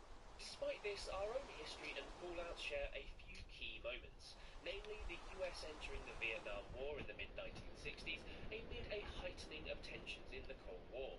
But in 1969, the similarities come to an abrupt end, and the Fallout franchise branches off in its own unique direction. Yep, with the threat of communism looming large in Fallout's America, the US makes the radical decision to reshape itself from 50 states into 13 Commonwealths. While this plan kinda works in that none of the 13 Commonwealths become communist, it does turn the country into a volatile cesspit of political strife, paranoia and unrest. But the hostile intensity of this new political environment, coupled with the ever-rising temperature of the Cold War, leads the US to make huge technological advancements in the fields of AI and robotics. Harnessing the atomic power that brought World War II to a close brings about inventions that used to be consigned to the realm of science fiction. And at the forefront of these technological leaps is one Robert House, who is born in the year 2020. House grows up to become a leader in the robotic space, and he eventually sets up a company by the name of Robco, who become quite instrumental to the world of Fallout. Among their most notable creations are the Protectrons, the Sentrybots, Fallout 3's Liberty Prime, and the iPhone of the Fallout world, the wrist-mounted Pip-Boy. But despite all these nifty bits of tech, the threat of nuclear war still looms large over the world of Fallout. And by so dire on the global scene that a new war takes hold of the world, the resource war. With fossil fuels running on empty, the superpowers of the world start to fight over the limited reserves that they have left. Europe declares war on the Middle East in a bid to lay claim to the region's bountiful supply, while in the Western Hemisphere, the US invades Mexico, annexes Canada, and has to defend its Alaskan territory from the armies of China. And this resource war naturally sets off the spark that leads to the nuke war. But I'm getting ever so slightly ahead of myself. You see, before we get to the fateful day of nuclear devastation, we have to talk about Fallout's iconic. The year is now 2054 and international tensions are sky high. Reading the room, the US government and a secretive organisation known as the Enclave commissions Vault-Tec and Robco to start work on a little something known as Project Safe House. This involves 122 public vaults across America, with each vault capable of housing 1,000 US citizens for potential... Dude, I can't wait to see season 2. 8 episodes is not enough. Idiots. Far more bizarre, as each vault is the basis for a completely different story, some of which I'll dig into as we make our way through this weird and wonderful world. The only way you survive this is working together, leaning on each other. Many of these vaults open in the years preceding the Great War of 2077, most notably Vault 76, which opens on the 300th anniversary of the signing of the Declaration of Independence. Across the nation, local citizens are picked as the lucky, or unlucky depending on the vault in question, few future population. Naturally, Vault-Tec is quite a prominent enterprise at this point in time, where they're basically the biggest company in the US. And in the Fallout TV show, we get a closer look at the inner workings of the company through the eyes of Cooper Howard, played by Walter Goggins. If you haven't yet seen the show, consider this your spoiler warning, as I'm about to get into some of the major story beats. Skip ahead about a minute to get back on track with the games, okay? Right, so Coop is a big-time Hollywood star who's basically the John Wayne or Clint Eastwood of the Fallout timeline. His wife Barb, however, is one of Vault-Tec's leading executives, who's pretty much in charge of the aforementioned Project Safe House, which has all been up and running by the time of the pre-war sections of the telly show. Anyway, Barb encourages her Hollywood husband to help advertise the vaults to the American masses. Oh, there's a One lot photo of shoot in piranhas. particular inspiring the company's future mascot, Vault Boy, a picture-perfect blonde lad with a gleaming smile and a big thumbs up. Thanks, Coop. But as Coop learns more about Vault-Tec, he becomes disillusioned with the company's message, and eventually meets with a radical group seeking to undermine the megacorp. And so Coop starts spying on his wife, which leads to him overhearing a handful of major revelations. Yeah. In a meeting with some of the US's biggest players, including Robco's Robert House, among others, he learns the horrifying truth behind the vaults and their bizarre social experiments. Not only that, but he learns that Vault-Tec even intend to drop the bomb themselves. Twisted bastards. Anyway, all of this eventually leads us to the fateful date of October 23rd, 2077, the day when the bombs fell. With the resource war reaching a fever pitch, the superpowers of the world started launching nukes at each other, and in the space of 2 short hours pretty much destroyed the entire world. Naturally, the vast majority of the planet's population straight up died. But the aftermath of the fallout brought about just as much devastation, as a never-ending storm of black rain lashed the nuclear wastelands and poisoned the world with high levels of radiation, which in turn killed scores of old species and created new ones to replace them. And this brings our to an end. We reach the prologue of Fallout 4, which takes place on the day that the world ended.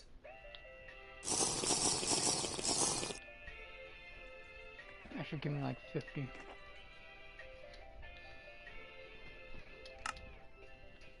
Yeah, before you've even got time to finish your morning coffee, a Vault-Tec representative turns up at your door and asks you, the player character, aka the sole survivor, a few personal questions about your future. Good thing too is a few short minutes later the first nukes start to fall on the US, and you, your spouse and your infant son Sean are whisked off to the local vault, number 111. And just in the nick of time as well, as a nuclear blast eviscerates the horizon as you descend into the underground vault.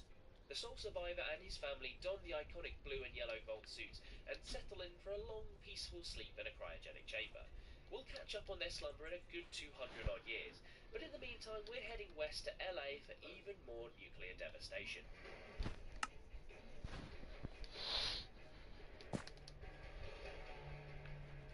53. 54, okay.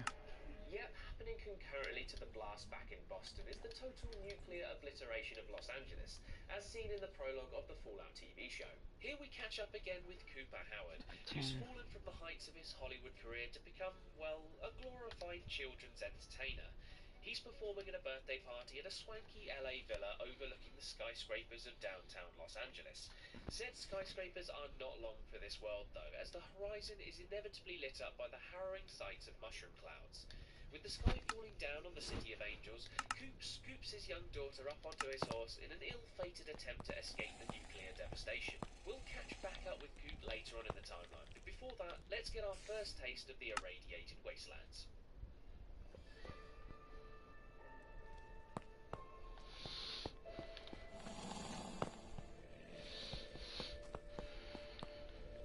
That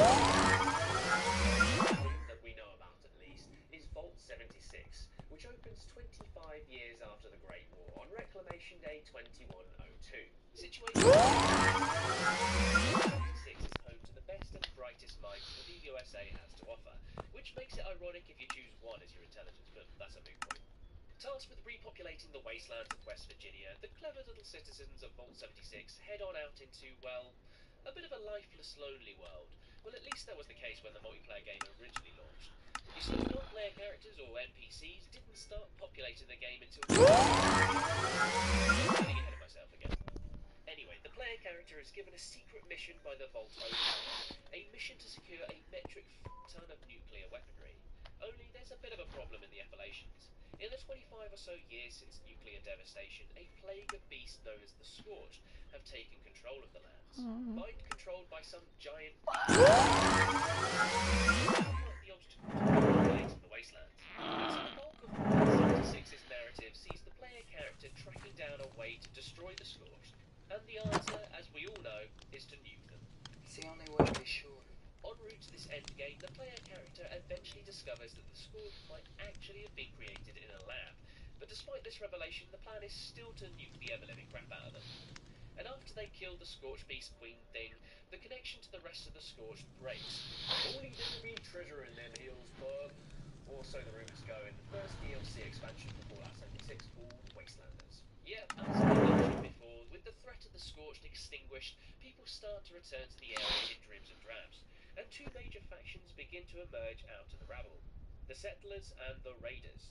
Rumours of a vast treasure lead the player character to discover the existence of Vault 79, which basically houses the entire gold reserves of the US in one tiny living space. Anyway, the player chooses their allegiance to either the Settlers or the Raiders, and heads off to raid Vault 79. And depending on your decision making, you can choose to spread the wealth any number of ways, most of which will just break the delicate balance of power in the area between the two factions. Naturally, as an ever-expanding multiplayer game, the story is constantly evolving, but there are a few key beats still to mention. The first is the introduction of a Fallout franchise staple, the Brotherhood of Steel. This highly militaristic faction is a post-war creation, built up out of the remnants of the US Army with the core goal of securing and preserving technologically advanced pre-war weaponry and kit. And they're often seen sporting that great big hulking tank-like power armor. Anyway, they set up their base of operations in West Virginia in the old Atlas Observatory, which they rechristened Fort Atlas as that has presumably got more of an army vibe to it. As the player character, you can ally yourself with the Brotherhood in a bid to help keep the Wastelanders of the Appalachians safe, and or help the Brotherhood of Steel double down on their mission to secure pre-war weaponry. And lastly, for Fallout 76 are the Expeditions, which takes the player character away from West Virginia to visit the ruins of Pittsburgh, affectionately known as the Pit, and Atlantic City. You're the only thing that puts it back together. Where's that way? Or it could be until the world Oh, you know what? Hold on now.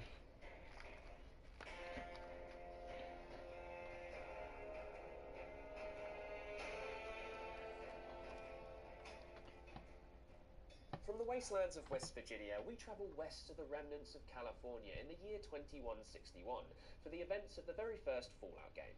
Here we witness the story of the Vault Dweller, a citizen of the ill-fated Vault 13, which has got a problem, a big one. An all-important microchip that controls their water processing unit has given up the ghost, and it's the Vault Dweller's job to venture out into the wasteland to locate a new one. This mission takes the Vault Dweller to the ruins of the nearby Vault 15, and then onwards to Vault 12, which is located underneath a city known as Necropolis, which is populated by ghouls, humans who've become hideously deformed by nuclear radiation. And it's here, underneath this city of Walking Dead, that the Vault Dweller finds a replacement chip to solve Vault 13's water problem. One of the first major settlements that the Vault Dweller visits is a little place by the name of Shady Sands, which will become one of the most important townships in the whole series. But now it's a humble little place that's managed to establish itself as a thriving little community. We'll catch up with this place a few times on the timeline, but let's just say its future is not looking bright. Only there's a lurking threat in the wastelands of California, a contingent of mutants that have proliferated throughout the world known as super mutants. The Vault Dweller traces these reports back to a quasi-religious movement called the Children of the Cathedral, which is headed up by a super mutant called the Master. Long story short, the Vault Dweller is tasked by the Overseer of Vault 13 with eradicating the super mutants, which leads him to encountering a conspiracy within the Cathedral. You see, it turns out that the Master is capturing humans and turning them into super mutants using something known as the Forced Evolutionary Virus, or FEV, which is contained within a series of vats that glow. Turns out that the Master is capturing humans and turning them into super mutants using something known as the Forced Evolutionary Virus, or FEV, which is contained within a series of vats that glow with an unhealthy green glow, which just screams danger to me. Anyway, as As Fallout is a classical RPG, you can see about this mission in a handful of different ways, with the ultimate end goal of destroying the vats of green FEV goop and neutralizing the super Goop. mutant threat. And for all the Vault Dwellers' efforts, you'd think that they'd be cheered back into Vault We're 13 making as the a hero, right? biggest fucking Wrong. vault thing The ever. Overseer flat out denies the Vault Dweller entry back into their home on the grounds that he's worried that your actions will inspire future generations to leave the vault and undermine all the hard work of keeping it going strong. Vault Dweller exiled back into the wastelands.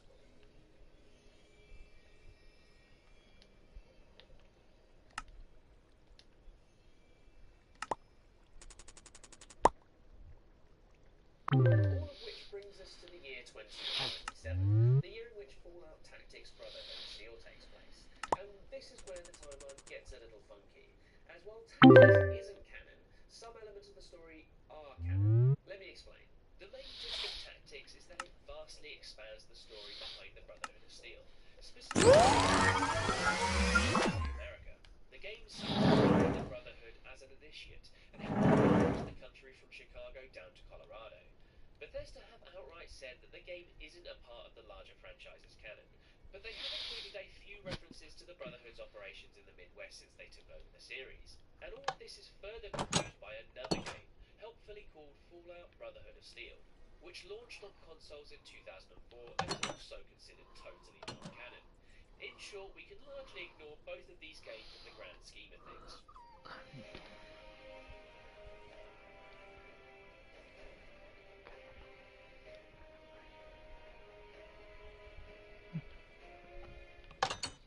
It's the documentary everyone's talking about, and it isn't over yet.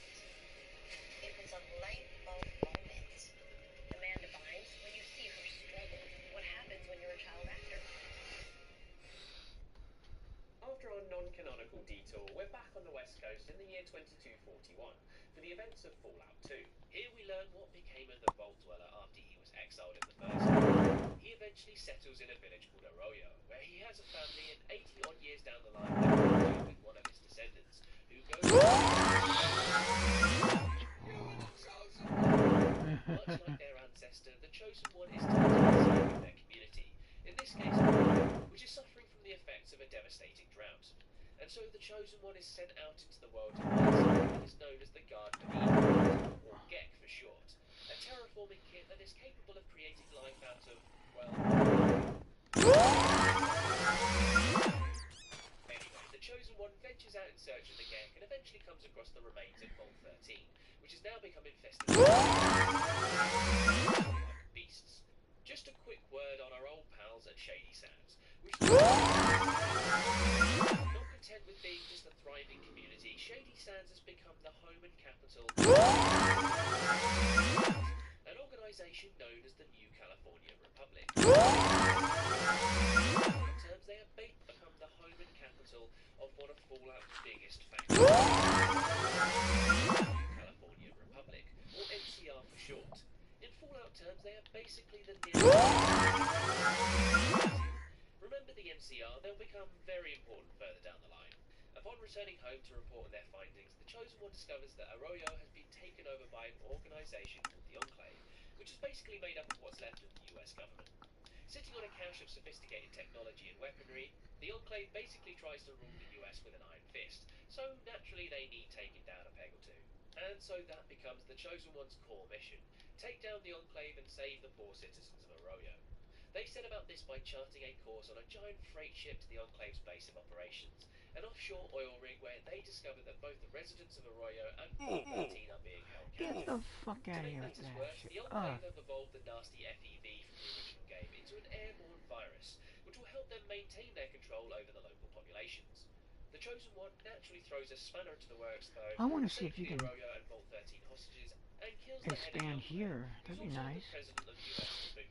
And with this happy ending, the combined forces of Vault 13 and Arroyo create a prosperous community together with the aid of a newly found GEC. Just don't mention those devastating death claws.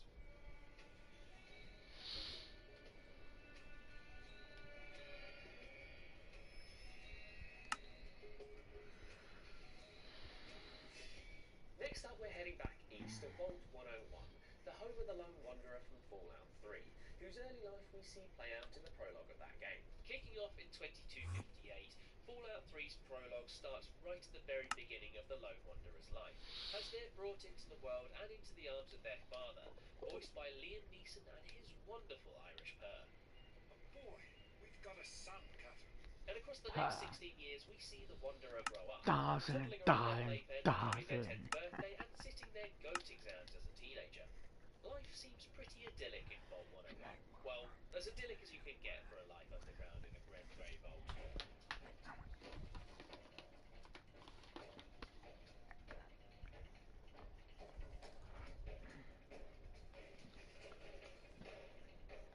Naturally, that peace doesn't last. The shit hits the fan in Vault 101 as the Lone Wanderer turns 19 in the year 2277, and this kickstarts the main plot of Fallout 3. Yep, things go sideways for the Wanderer when they're awoken to be told that their father has left the vault, something that has never happened before in Vault 101. Although that'll prove to be a fib, I'll explain shortly. With the Overseer and his men going a little crazy in the circumstances, the Lone Wanderer is forced to flee for their safety and into the surrounding capital wasteland, the irradiated remains of the land surrounding Washington, D.C. Yeah, it's a real out of the frying pan and into the fire moment for our young hero.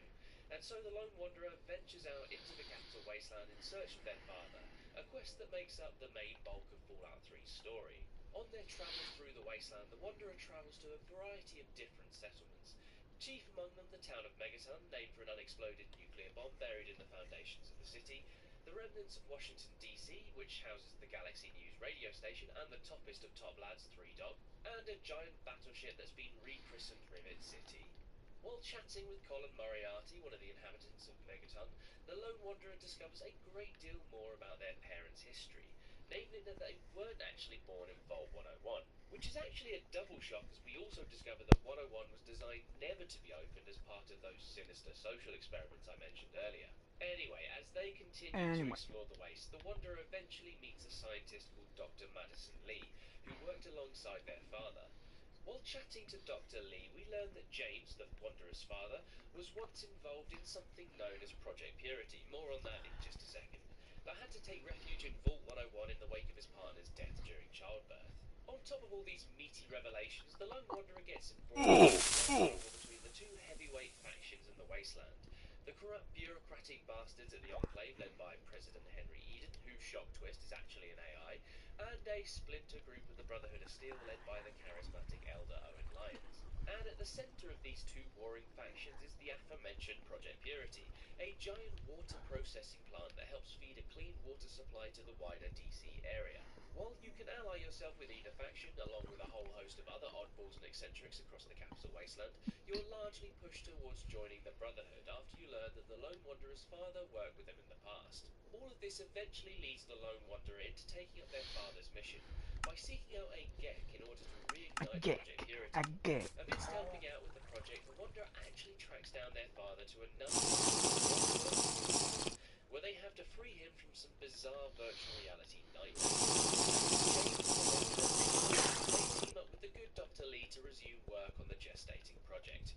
The Enclave has different ideas, though, and an ambush led by Henry Eden's right-hand man, Colonel Autumn Augustus, results in James's death, when he sacrifices himself to keep the project out of the bureaucrats' hands.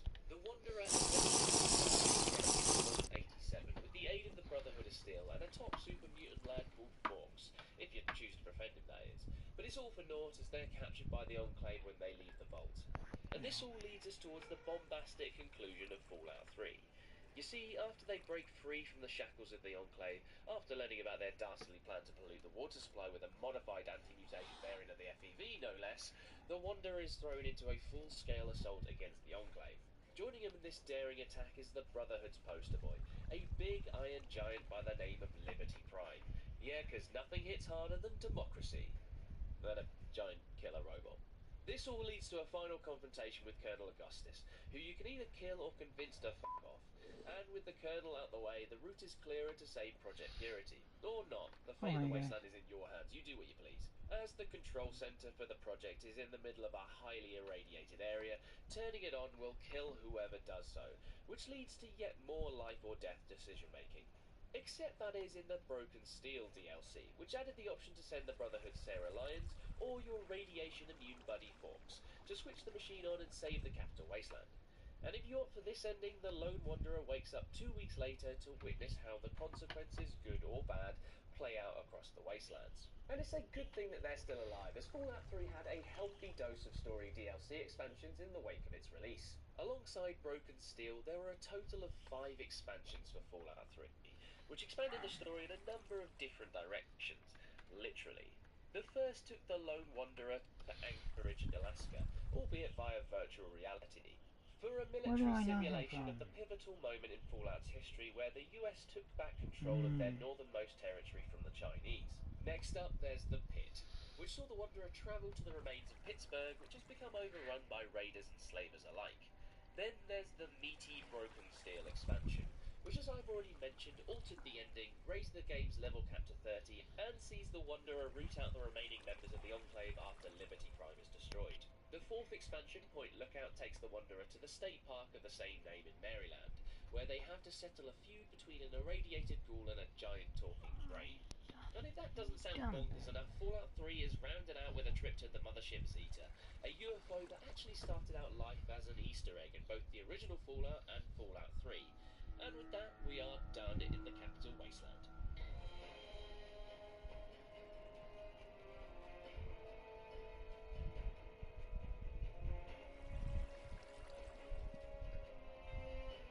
Fallout New Vegas is next up on the timeline, taking us back west to the Mojave Desert and the glowing city of New Vegas, the post-apocalyptic overhaul to the City of Sin. The year is 2281, and unlike the irradiated wastelands we've already visited, New Vegas is a thriving city complete with running water and electricity courtesy of the nearby Hoover Dam. And all of this is because of our good old mate Mr. House, aka Robert House. Yep, the same pre-war Robert House who founded Robco over 200 years ago. He's still knocking about as a result of his defense system shooting down most of the nukes heading for Vegas, and the judicious use of a stasis chamber located within his base of operations in the Lucky 38 casino. And it's from here that he's poured his extensive resources into keeping New Vegas alive and kicking. But his dominion over the city is under threat from a whole host of different factions, all vying for control of New Vegas. For starters, there's our old friends, the New California Republic, who have expanded from their base in Shady Sands, news on that place's fate shortly, to build its empire across the west. The NCR is looking to expand into the Mojave and annex the currently independent New Vegas. However, their resources are divided, with much of their attention put towards combating Kaiser's Legion, the antithesis of the NCR, which is an extremist faction that has styled itself on the ancient Roman Empire. Their end goal is basically to wipe out the NCR and enact a military dictatorship over the city of New Vegas. So, quite different then. And with both of these major factions vying for power, their primary target becomes the Hoover Dam, which basically controls New Vegas. While the game takes place in 2281, Kaiser's Legion made an unsuccessful attempt to destroy the dam in 2278, a conflict that was in history books as the first battle of the dam. Anyway, into this chaotic mix falls the Courier, the main protagonist of Fallout New Vegas, who, well, starts off the game with a bullet to the brain.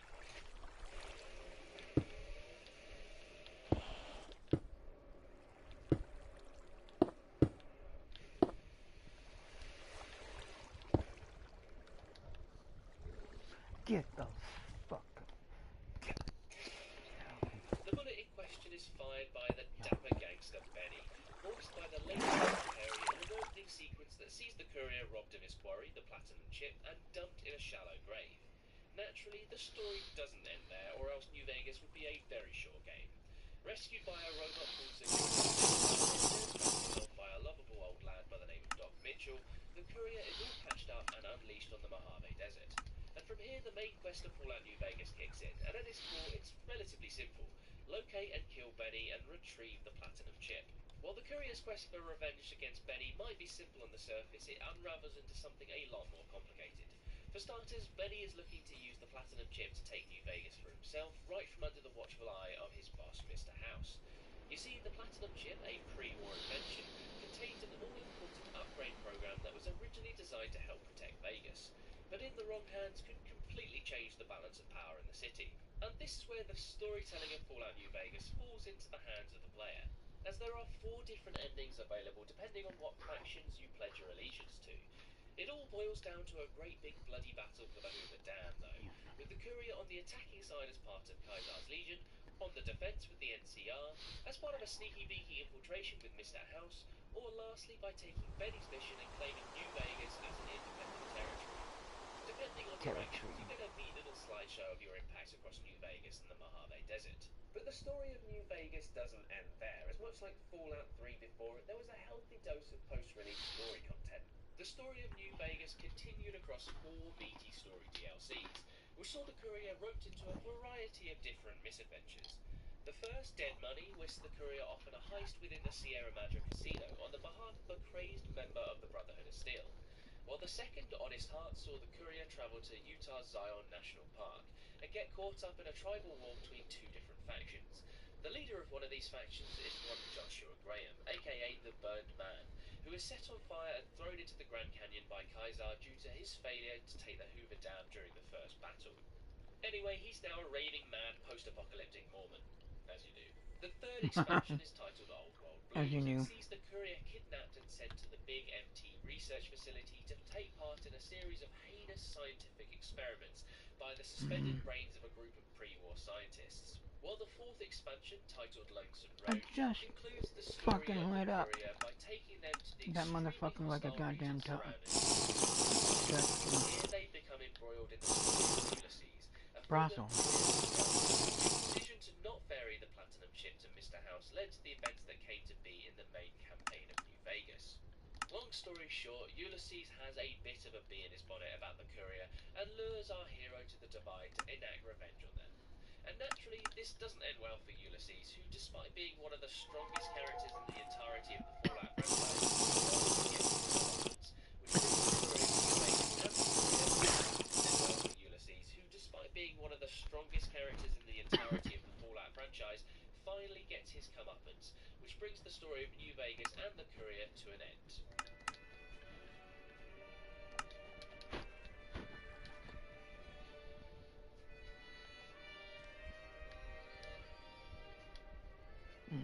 Right, it's finally time to catch back up with our old friend the Soul Survivor, who we last saw over 2 centuries ago when they were cryogenically frozen within Vault 111.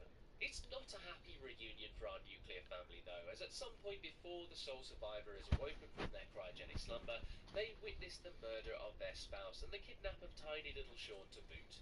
And so the main quest of Fallout 4 kicks off, which in a similar vein to Fallout 3 is all about the rescue of a family member. Couple this with the Fallout TV show, which we'll get to shortly, and we're starting to see something of a trope develop. Anyway, the Soul Survivor ventures off into the Commonwealth, the irradiated wastes of the city of Boston and its surroundings, and experiences something of a Fallout greatest hits, all within the first hour of the game. Befriend a new K9 companion? Check. Meet a new faction? Check. Don some power armor and fight a Deathclaw? Double check. After this breathless intro, the Soul Survivor makes their way to Diamond City, a township located within the remains of Fenway Park, the old baseball stadium of the Boston Red Sox. And it's here that they start to hear whisperings of Fallout 4's Big Bad. No, not the lad who kidnapped Sean, but a secretive organisation that goes by the name of the Institute. The rumours that surround the Institute talk about a terrorist group of sorts who go around the Commonwealth kidnapping ordinary folk and replacing them with synths, basically human-like synthetic robots. The Soul Survivor gets caught up in the machinations of the Institute when they finally locate their son's kidnapper, a lad called Conrad Kellogg. Kellogg is a means to an end though, as he reveals that Sean is now in the possession of the Institute, which means that the Soul Survivor will have to venture into the belly of the beast. Only that's easier said than done, as the Soul Survivor soon finds out. They discover that the only way into the Institute is via teleportation, Gonna have to get a sponge for and in that order shit. to build a working teleporter, they have to ally themselves with one of the game's 3 anti-Institute factions. For starters, there's the Minutemen, the faction that the Soul Survivor meets in that mad intro, and who are styled after American Revolutionary War soldiers. Then there's the iconic Brotherhood of Steel, who have a giant fuck-off airship hovering around the Fuck-off skies of the airship. Commonwealth. And lastly, I love there's that shit, hold on. giant fuck-off airship soldiers. Then there's the iconic Brotherhood of of Steel, who have a giant fuck-off airship hovering That around the ship says skies of fuck the off, we're Commonwealth. here to do some shit. And lastly, there's the Railroad, a group who are based on the Underground Railroad, who seek to save and rehabilitate synths from the Institute. Naturally, you can ally yourself with any one of them en route to entering the Institute, which all leads you to the shock revelation of who the game's big bad actually is. Sean. Yep, your own kid is all grown up, 60 to be precise, and is the big bastard at the centre of the Institute's evil shenanigans, which confirms that the sole survivor overslept by a whopping 6...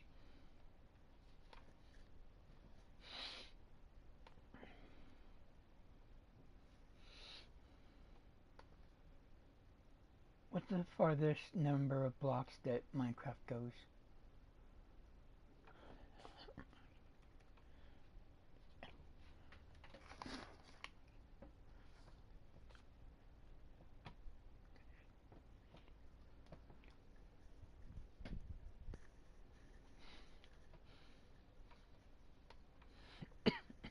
The primary item for this video that it governs is the maximum achievable distance that you can...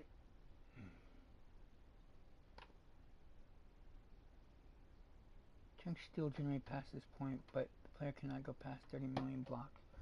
Dude, they need to fix that shit, dude. Oh, 60 years in infinite, their cryogenic pod. literally Sean, infinitely. who now confusingly goes by the name Father, reveals that he was originally kidnapped so that his precious pre-war DNA could be used to experiment on with the synths. And so we reach that moment in a Fallout game where the story choices fall back onto the player. And this one's a bit out there. Sean invites the sole survivor to become his successor after his death, and if you accept this enticing offer, your son reveals to you that he's not long for this world as he has cancer. But if you refuse Sean, things get a little bit more explodey. You see, the sole survivor hightails it back to their faction of choice to devise a plan to destroy the Institute, which eventually leads them to blowing up their son's evil organisation by detonating a nuclear reactor, which brings the main campaign of Fallout 4 to a close. There is, of course, a whole host of story DLC still to get through in the Commonwealth. Yet, the story of the sole survivor continues in 4 more story expansions, with the first Automatron introducing the cast of Robot Wars to the Commonwealth. Not sure if that show made it across the States, but I'm going to stick with the reference. Anyway, the sole survivor gets caught up in a war with the Mechanist, a supervillain we've of sorts got that bunkers looks like a kid's everywhere. drawing of a robot, which, to be fair, turns out to be exactly the case. I love that Next they up, give we've got us options. Not sure of my pronunciation, but I Fahaba. thought I'd give it a go. Which sees the sole survivor travel north to a spooky island community with a fair few secrets. They're sent there on a mission to find a missing person by the name of Kasumi, an investigation that naturally unravels into something far more sinister. Then there's the Vault Tech Workshop, which saw the sole survivor discover Vault 88, an unfinished nuclear bunker. While this expansion predominantly offered players the chance to build their own vault, it did offer a narrative through line of sorts, with the sole survivor effectively becoming the overseer of Vault 88. And lastly, there's the absolutely bonkers Nuka World, which, well, sounds exactly like it is. Here, the sole survivor secures a lucky ticket to the hottest amusement park on the eastern seaboard, only it's completely overrun by raiders and nightmarish creatures. It's always the way. The sole survivor explores the ruins of Nuka World and eventually defeats the head raider, giving them the chance to run their own theme park. What a way to round out Fallout 4. Of Nuka World and eventually defeats the head raider, giving them the chance to run their own theme park. What a way to round out Fallout 4. So 1.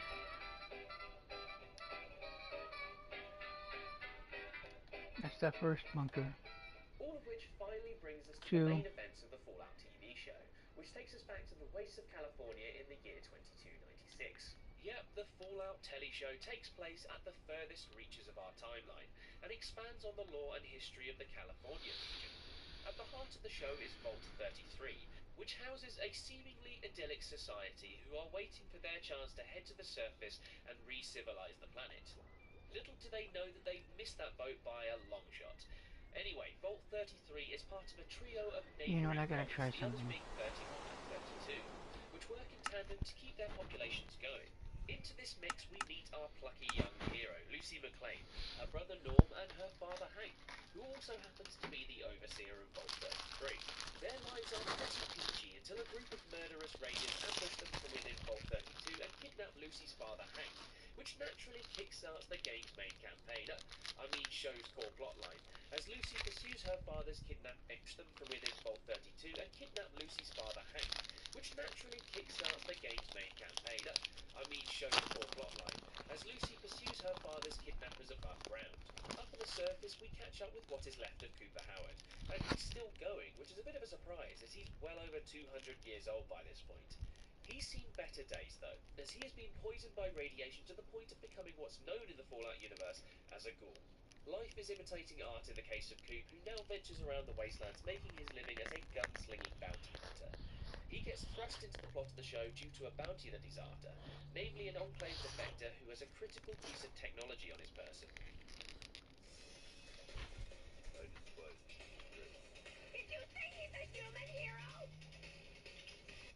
The Brotherhood of Steel is also after the Enclave scientist, and one of their young new recruits, a lad by the name of Maximus, finds himself on a mission to help secure the bounty as well.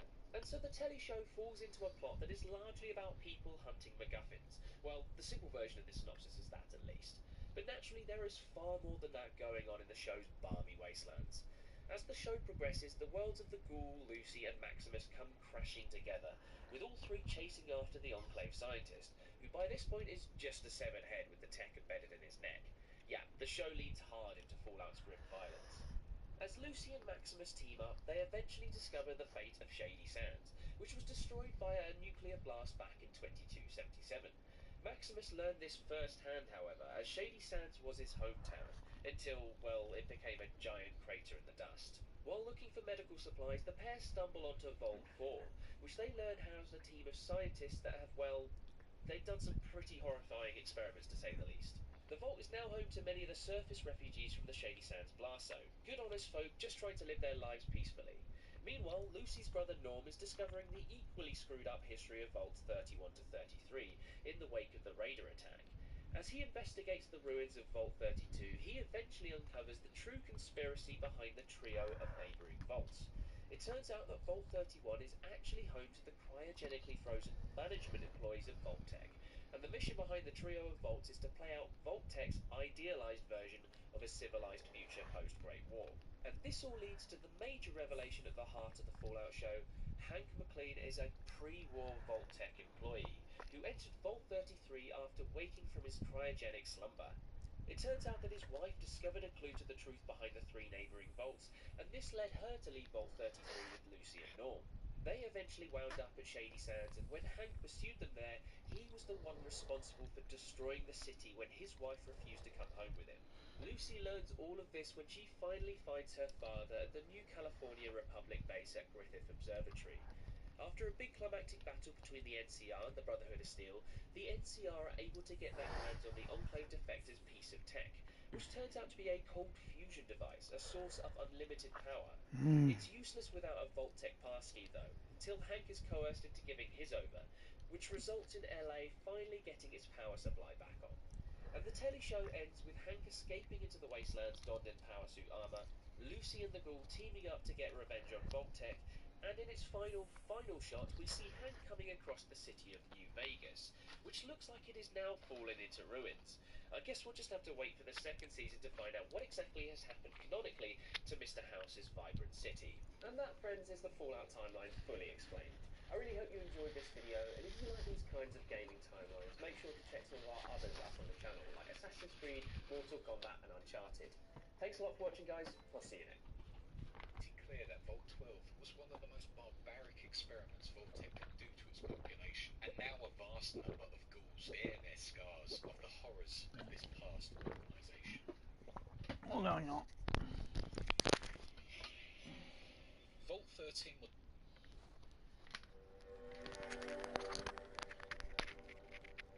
This is a compilation of all of the vaults from the Fallout series, all in numerical order. This will not, however, cover Vault 33 from the new TV series, as we don't know much about that yet, aside from the fact that it is clearly a vault similar in style to Vault 76 and Vault 101, but we will look to cover the show in a future episode. This compilation will also include all of the non-canon and cut vaults from other planned Fallout games and the extended universe. Also, a big apology for the difference in microphone sound, vault. I've upgraded this setup since these videos, and unfortunately there's a big difference, but hopefully it's not too distracting for you. But with all that said, sit back, relax, and enjoy some Fallout lore as we explore the horrors of what was known across America as Project Safe House, the saving of humanity from nuclear war, but also an opportunity for Vault-Tec and the government to test on their public. This is all of the Vault lore from the Fallout universe.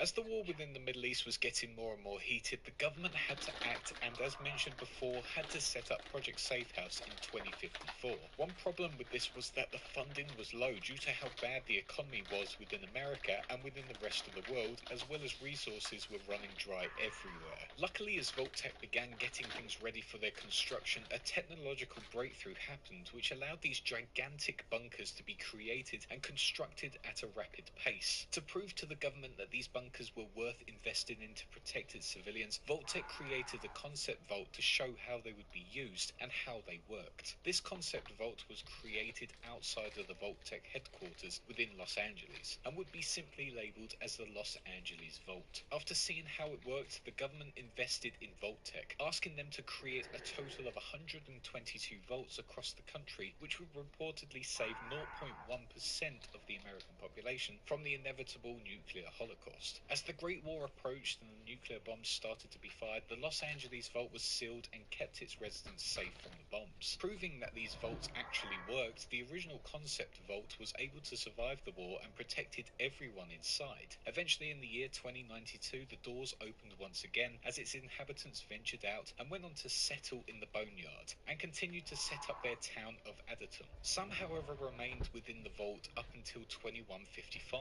However, one faction was growing in force during this time, that faction being the Master's Army, known as Unity, a group set up to reform humanity under a new image of the super mutants. The Master would take humans and dip them into the FEV virus, turning them into super mutants, growing their numbers and helping them to become a dominant force within the wasteland. Because of this goal, the Master took to the Los Angeles Vault and used its residents to dip them into his forces. But this vault was a great place for the Master to set up his main base and conduct his operations. It would be here in this vault where he would be based, and with that would construct a cathedral above it. For almost a decade, the Master's forces would be based here within the cathedral and Los Angeles Vault, until the year of 2162, where the vault would be infiltrated and destroyed by the Vault Dweller, who killed the Master in the process and detonated a nuclear bomb located within the facility. The original vault set up by Vault-Tec was proof that their concept worked, and it would in fact protect its residents from the horrors of the nuclear war. However, it would be the events of the post-war which would eventually destroy it, rendering this vault useless. You motherfucker. Vault 3 was constructed within the Mojave Wasteland in the southwestern part of Las Vegas. This vault's original concept was not to experiment on its residents, but in fact was more than 17 control box. The inhabitants of this vault enjoyed life there. It was safe and things were running relatively well. However, within the 23rd century, the vault suffered from water leak within part of the vault. The leak was so severe that the residents were forced to open up the vault doors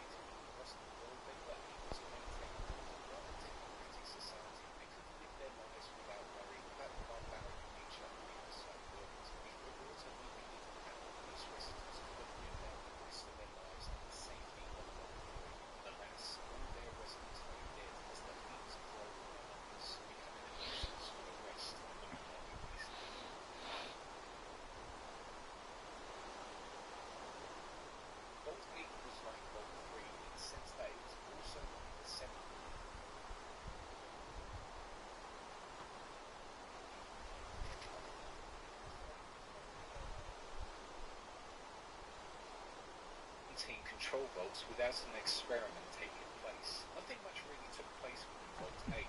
It just had one simple goal. That was to open 10 years after the Vaults failed in 2087. However, this did not happen, and in fact, in 2079, the residents were given the all-clear signal and emerged from their vault. Luckily, the inhabitants were equipped with a Garden of Eden creation kit, and once emerging from their vault, would go on to establish Vault City. As time progressed, Vault City grew in size with its population gaining in numbers. It was a safe haven for those rare few that were allowed residency within the city. Vault 8 was still used, however. In 2241, the vault became one of the best medical centers within the wasteland, outside of the Enclave or Brotherhood of Steel bases. This vault would house the finest medical treatment, a brilliant power Holy source, shit. an information hub that had Oh, we're gonna intelligent get some computers coconuts up in and this. This is too large fucking storage much. space for war Look at all and these goddamn supplies coconuts. essential to the well-being Motherfucker, of the this ain't a city. Tupac Once the city concert. Why the fuck are you city all gathered gaming around me? never ventured into the lower levels of the vault. It is clear that Vault 8 is still working to prevent the downfall of the dwellers, and is used to great effect to help power and maintain this fantastic city. It is one of the most efficient vaults on this list, and still to this day is probably still in operation, helping the civilians of the wasteland get to the finest medical treatment and information to help them grow as a civilization. Vault 11 is the first example of the vault with a terrifying experiment used on its inhabitants. Vault 11 might seem like a standard controlled vault, but realistically its main ambition was to run a simple social experiment. The experiment here was its inhabitants were told that they must sacrifice one of their fellow vault dwellers each year, and if they refused to do so, the vault's life support system would be permanently shut down and all would die. So the vault stated anyway. In reality, the test was to see how long it took for the residents to all join together and go against the rule of the vault. Once they did, they would be let free and be praised for joining together, with the vault automating the response system saying they were a shining example to humanity. During this time, however, elections took place to see who would be the chosen one to be sacrificed every year to the vault, so the rest may live. The person with the most votes would be selected as the overseer, and at the end of the year, they would then be killed and elections would start all over again. The first sacrifice made to the vault was the original overseer, who knew about the original experiment, but hid it from the rest of the population. In response to this, the residents decided that it must always be the overseer who should be sacrificed, hence why the elections took place every year. As time progressed on, elections became more of a way of getting rid of people who groups didn't like. Powerful groups would make it so that elections were rigged, as well as posting propaganda up the wall to try and force the population into getting rid of their chosen candidates. This sparked up battles between groups, with one lady known as Catherine Stone going around stalking and killing members of their group, known as the Justice Bloc, to try and save her husband, who had been nominated by them for overseer. Due to this act, Catherine would be captured and would become the next overseer. However, as overseer, Catherine would enforce Overseer Order 745, meaning that the election process would not be democratic votes, but would be chosen by the vote's computer system and a random number generator, meaning anyone could be up for the role of overseer, and no one had a choice who they wanted to sacrifice. This order, however, caused panic and upset, and eventually led to fighting, with almost all of the residents being killed within the process. Eventually, only 5 residents God remained within the damn vault, it. and in that Get act over of here. suicide, they defied the vault's computer that year and did not send a sacrifice. After this happened, the vault congratulated them and gave them all their freedom. However, upon hearing the truth about the vault's experiments, the survivors committed suicide to punish them for what they had done, recording the whole situation on the holotape. 4 gunshots were heard, with one person at the end of the tape being heard sighing and dropping their weapon. To this day, Vault 11 remains a tomb displaying some of the horrific events that Vault 10 put on its inhabitants.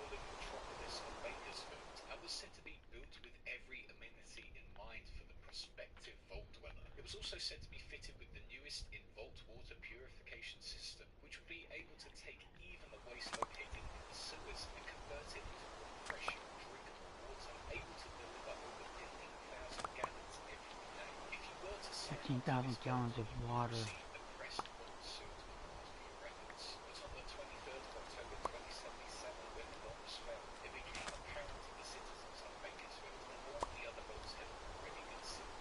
Desperate to survive, they would flood into Vault 12, forcing themselves past others to guarantee their survival. However, once all the residents were in, the true nature of this vault came into effect. The vault's door did not shut, which was planned by Vault-Tec. The idea behind this vault was to experiment on the dwellers and see how they coped under the effects of radiation. As the vault's Okay, heavy there's a radiation scene. I'm not doing flooded into Vault 12, coating everyone in Give me there. 2,000 Those who were subscribers. able to survive the events that took place would be heavily compromised by the radiation and forever changed by it. By 2083, the survivors would eventually leave their supposed shelter and venture out into the wasteland. However, those that stayed within Vault 12 went on to found the city of Necropolis under the leader of Set, who took over control from the original overseer in 2084. Necropolis would continue to survive going into the next few decades, with it being a safe haven for all those mutated by the nuclear war. Whilst the walls now feel safe in the city, it is pretty clear that Vault 12 was one of the most barbaric Oh, experiments this big boss Vault-Tec that. its population, and now Oh, this one I remember saying. bear their scars of the horrors of this past organization. We are not doing this. Vault 13 was like Vault 12 in the sense that it also advertised itself as having an endless supply of pure water that the inhabitants could gain access to. This was all thanks to its location within the scenic mountainous region of South California. Vault 13 was one of the most ambitious vaults created by Vault-Tec, which started in 2063 and finished in 2069. The vault would also be heavily protected, being located under 3.2 billion tons of soil, which was 200 feet of thickness. It was also designed to hold 500 occupants in 100 comfortable quarters, with a maximum of 1,000 occupants with hot bunking and 100 comfortable quarter thickness. It was also designed to hold 500 occupants in 100 comfortable quarters, with a maximum of 1,000 occupants with hot bunking and double quarter assignments. Vault 13 was also one of the most expensive vaults, costing the American government over $645 billion, 150% over their original budget of $400 billion. Although this vault might have been seen as a control vault, it was actually another experiment vault, but not nearly as bad as the previous ones. The experiment here was to keep the vault dwellers locked up for 200 years to see what happened when the dwellers were put under prolonged isolation. However, this experiment was to fail, as the overseer needed to find a new way to get water for its vault dwellers after their vault's water chip began to fail before the year of 2161. Without this water chip, the purification system that was helping these vault dwellers stay alive look would at this. fail, meaning they could not live there anymore. They needed to find a new one if they were to survive. Overseer Jack Oren had no choice but to send out a search party to find one, breaking Vault-Tec's experiment. But by 2161, I'm not gonna do that however, over the here. Oh. chip completely broke. Okay, so we're here, so. A state of emergency, with the vault dwellers only having 150 days worth of water reserves left. Venturing out to the vault, the unknown person known as the Vault Dweller would be able to salvage water from the Necropolis Vault 12, as well as discover the being known as the Master. The Overseer didn't have the Master and his forces learn without their vault, so once again sent the Vault Dweller back to deal with the Master at the Cathedral, successfully. Oh shit, this fucker is right there. All he had been working on. Finally returning to the vault, however, the Overseer would cast the Vault Dweller out. I don't like what they've done with the trees though. Ugh. This turned all the other Vault Dwellers against the Overseer, leading many to leave the vault in outrage. This also led the Overseer to being imprisoned, tried, and sentenced to death. As the Vault Dwellers from Vault 13 continued on now within the wasteland, they would set up the town of Arroyo, and would set up Vault 13 as a shrine to their hero, to uphold the memory of them and the actions they had done to save their lives. As life continued within Vault 13, they would get a message on their new Vault computer stating it was time to leave the vault. However, as they emerged, the dwellers were attacked and enslaved by two Enclave birds known as Soul Swords. In May 2242, the Enclave would continue on and were going to deploy a unit of intelligent death force to obscure their actions and patrol the nearby area for strangers. However, the death force refused to take their orders and turned Vault 13 into their home. Here they would set up the den for their mother Kira, and took in various humans as their inhabitants. Take out the death force, and eventually Frank Horrigan of the Enclave invaded Vault 13 and wiped out all of the death force and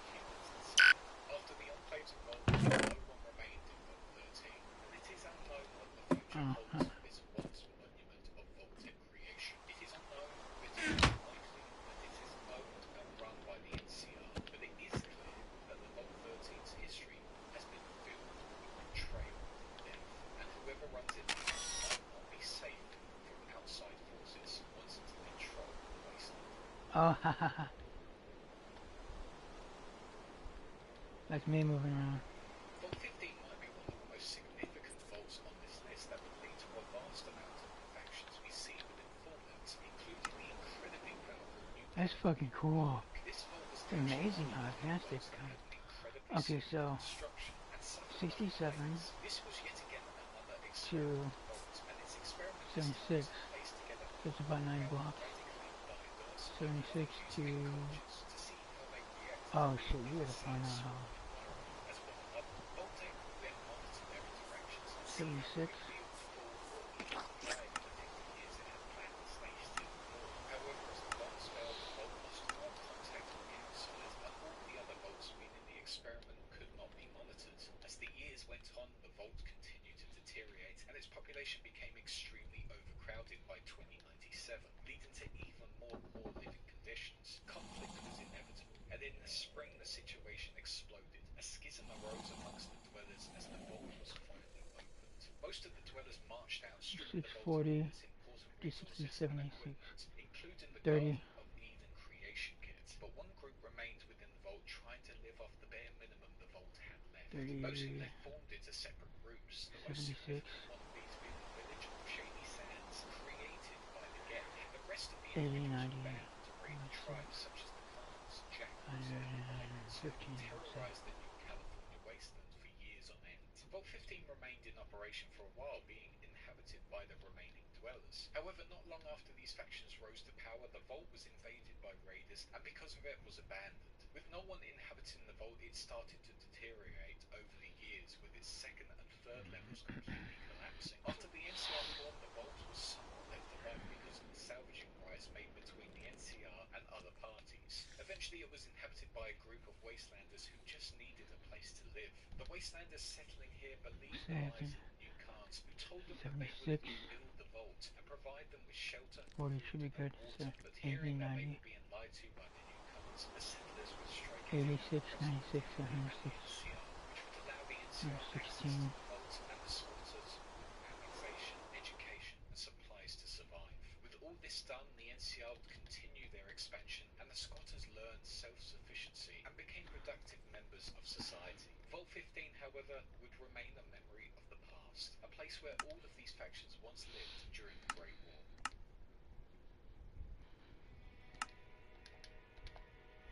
Sadly, not much is known about Vault 17. However, it is known that some of the Vault dwellers who inhabited it are still alive, living out within the Mojave Wasteland.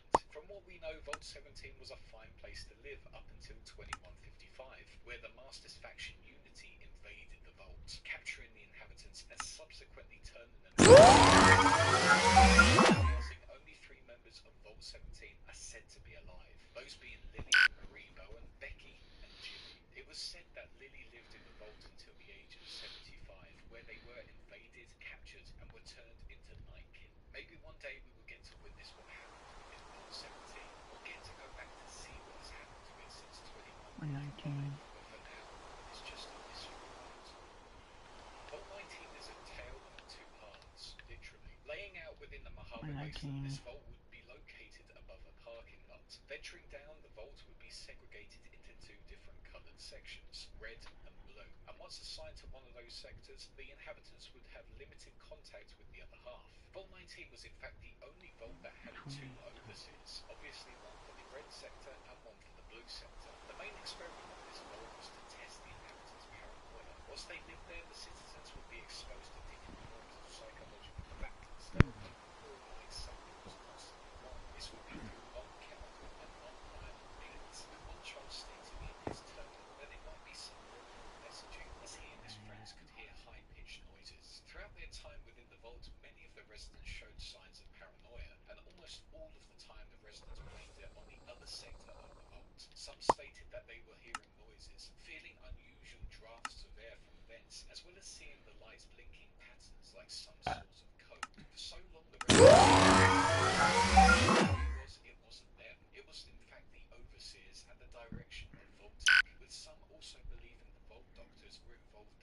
By the 23rd century, this vault is now void of its original inhabitants, with no real sign as to what exactly happened there. It is believed that their paranoia took over completely and caused them to kill one another. It is also believed that it could be the water filtration system poisoned them, or that the geckos broke through from the sulfur caves and killed them all. But despite the unknown whereabouts of the vault dwellers, it is known that during the events of the NCR expansion,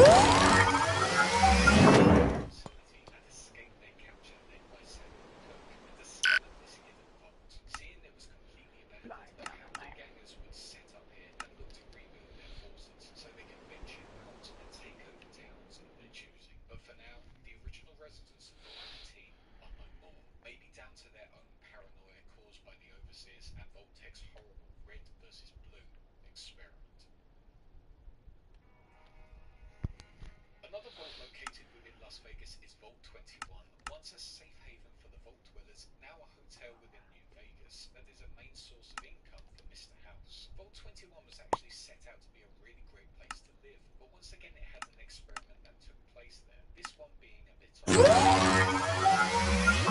vault was completely Well, entering any valid locations so such that as the vault's layout the was void perfectly symmetrical to show that would everything perform that must action be at this time. balanced. The one difference with this vault was if anyone had a conflict with anyone, the only way they could solve their problems would be through gambling. Once a conflict was being arranged, the chosen representative winner would earn the right to settle the dispute as wished by the collective. All seemed well within the vault, and actually a lot of their problems were solved, and it always kept that equality going throughout their years living there. However, in 2274, House contacted the residents at Vault 21, offering them the chance to help rebuild Vegas back to its glory days. Most of the vault dwellers didn't want to accept this offer from the house, as they knew the way they had been living in their safe haven. However, a You know small what? minority of the residents did want to take the offer, because the rest, the ones wanting to take the offer, challenged those who wanted to stay isolated. After playing a few hours of blackjack, those who wished to venture outside won the game and went on to accept House's offer. As they told Mr. House they had accepted his offer, he immediately ventured into the vault,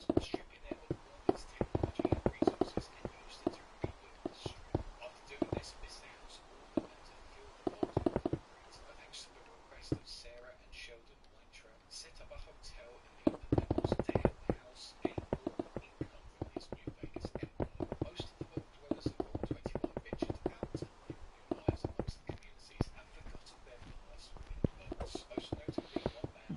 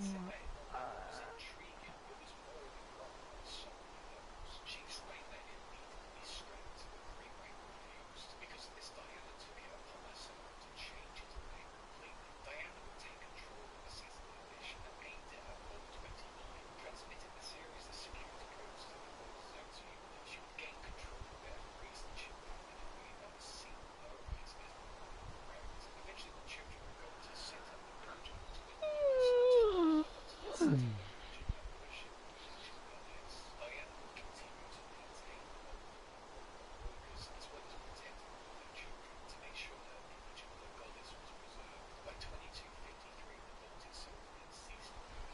However, thanks to Diana's intervention, the Vault itself is still a holy place for the inhabitants of Twin Brothers.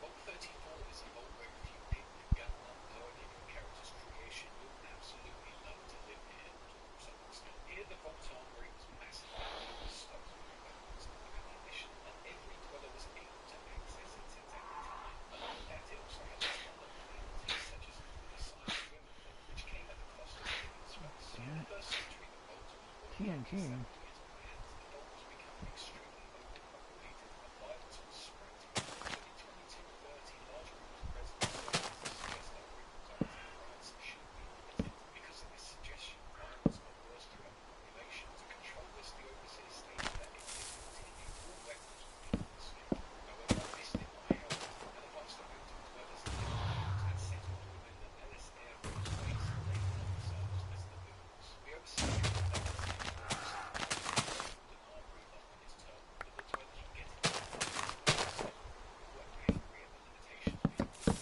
The overseer, in response, set up guards on any exit and secured all doors to make sure no one else could leave the Vault. On top of this, he also sealed away the armory so no one could access it anymore. Fights continued, however, as the dwellers were desperate to get to the armory. Eventually, there were not enough guards to protect the Vault's key resources from the angry dwellers. Whilst the overseer remained in control, he now has another problem. The Vault was now leaking radiation, and this was affecting the technicians in the area, such as Chris Havison, who was convinced he was becoming a ghoul. Luckily for Havison, he was able to leave the Vault, but for the rest, the radiation levels grew more and more, which led to mass violence amongst the people. Eventually, damage to the reactor meant even more radiation filtered through the Vault in a large explosion, wiping out most of the dwellers and turned a lot of them into feral ghouls. Some of the dwellers did survive though and did not turn into ghouls. However, instead they were trapped within the southern section of the Vault due to a bomb being planted in the Vault, exploding and causing the doors to automatically seal. By 2281, those survivors are still there, praying someone will come to save them. Causing the doors to automatically seal. By 2281, those survivors are still there, praying someone turn into ghouls. However, instead, they were trapped within the southern section of the Vault due to a bomb being planted in the Vault, exploding and causing the doors to automatically seal. By 2281, those survivors are still there, praying someone will come to save them.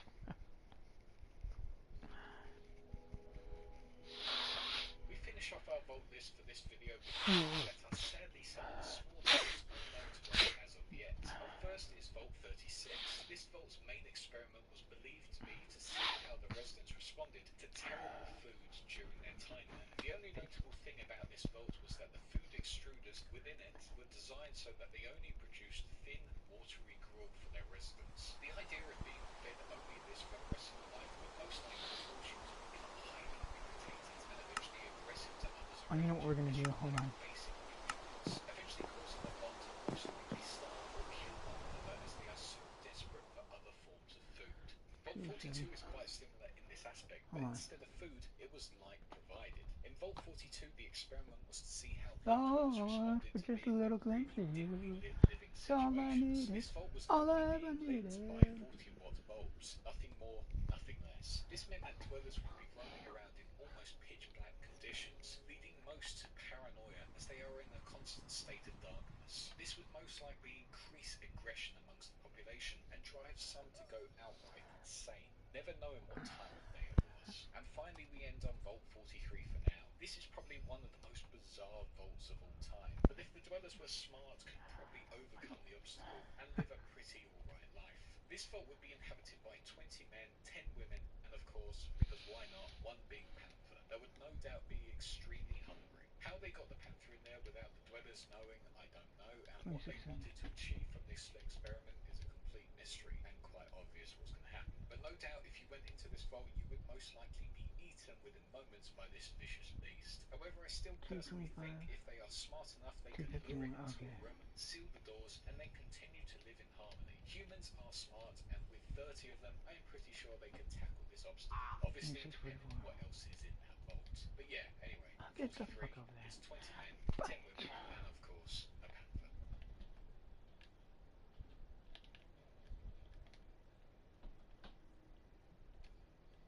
Vault 51 looks like your standard run-of-the-mill vault. However, unlike the other vaults, this vault was not assigned an overseer when it was first sealed shut in 2077. Instead, Vault 51 was fitted with a ZAX supercomputer, which was originally put in as a way to use its computing powers to work out who the best candidate would be to run the role of overseer. This vault was then inhabited with 52 residents at first, with one being Sergeant Robert Baker, who was assigned as an assistant to ZAX to help teach the computer what a true leader looked and behaved like, and how to determine who was the best candidate for the role. Robert Baker, when helping the ZAX, tried suggesting that the computer do this appointment through the democratic election process to honour the American way of doing things. ZAX instantly agreed, however, stating it would be their first experiment, making Sergeant Baker a bit worried about its true intentions. Unfortunately, the democratic process was a failure, as all the residents voted for themselves. The Vault Dwellers then tried a republic style of government, which also failed,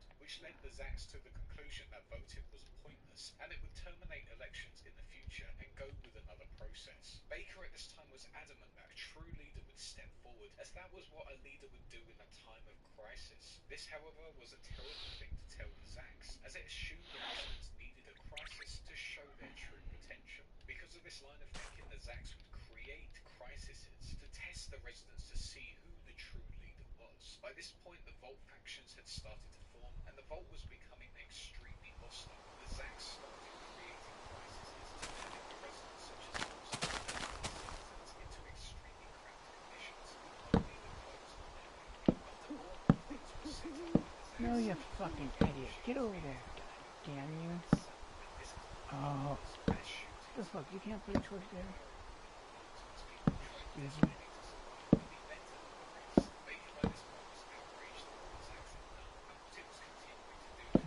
You're idiots.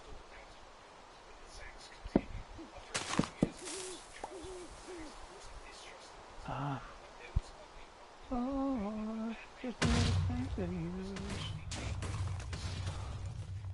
But immediately the ZAX became disappointed with Ruben's role as overseer and started locking him out of areas within the vault, including the security room. After years of oppression being left on his own, Ruben resorted to alcoholism. But now the year was 2102 and the vault of Vault 76 had now opened, and the ZAX saw an opportunity to find a new leader. It removed Ruben as overseer immediately and forced him to participate in the trials once again. Not wanting any part in this cycle once again, Ruben distracted the ZAX and escaped from the vault in a shipping crate. His mission was to finally take out the ZAX, trying desperately to communicate with anyone within the area that might seek out more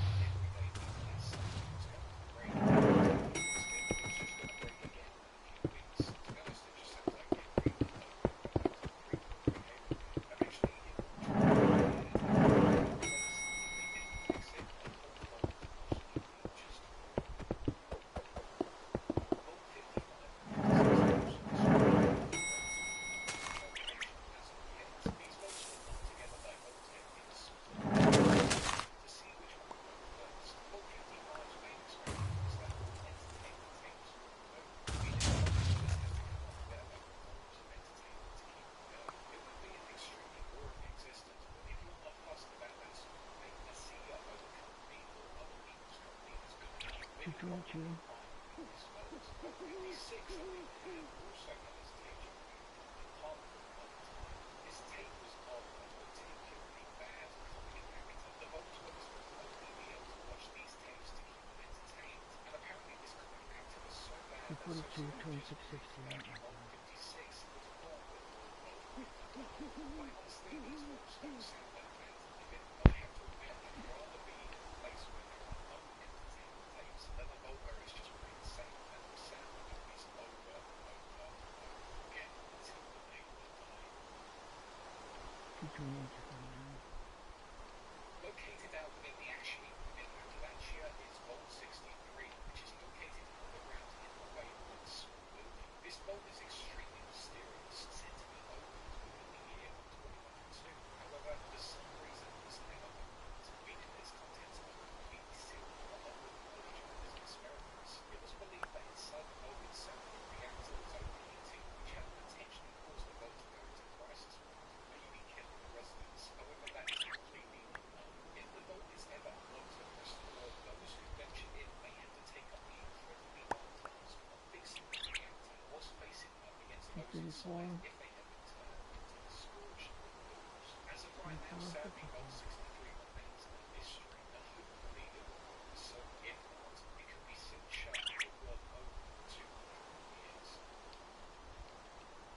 Probably some of the most spoken about vaults throughout the world, however, Vaults 68 and 69 are unfortunately hidden away. Their location is pretty unknown. Both 68 and 69 had the same experiment in mind, but were the polar opposite of each other. Vault 68 consisted of 1,000 dwellers with 991 men and 1 lone woman, whereas Vault 69 consisted of another 1,000 dwellers with 923 women and 1 lone man. What's the idea of this vault may seem appealing at first, especially being a lone man. The idea of being the only one of your sex amongst a whole stadium of the other sex would be extremely daunting. And if the only way of continuing civilization is through you, both that lone woman and the lone man are in for a horrible time and will probably get the punishment of death by shushing. The last of the smaller vaults for now is Vault 70, located out within Utah. This vault really wasn't anything special. The only thing being mentioned about it being that the jumpsuit extruders failed after just 6 months. This all new clothing provided would be stocked and the vault would just deal with the preempted with, as they would not be able to get any more. It was said that in 2062, however, over a decade before the Great War, Mormon congregations came together to purchase places within Vault 70 to set up their communion there. For over a century, this community lived within Vault 70 and were finally released to the world in 2190, where the inhabitants would go on to found the town of New Jerusalem using their 3 Garden of Eden creation kits. To this day, sadly, the Mormon community in New Jerusalem has been taken out by angry tribals, raiders, and other attackers, and had to set up a new town within the ruins of Ogden, Utah, and called it New Canaan. It is unknown what has happened to Vault 70. Maybe some of the Mormons still live there, or maybe it has just been left to decay. Maybe one day we will be able to see how the Mormons lived within the vault, and how they dealt with the fact that they had no jumpsuit extruders.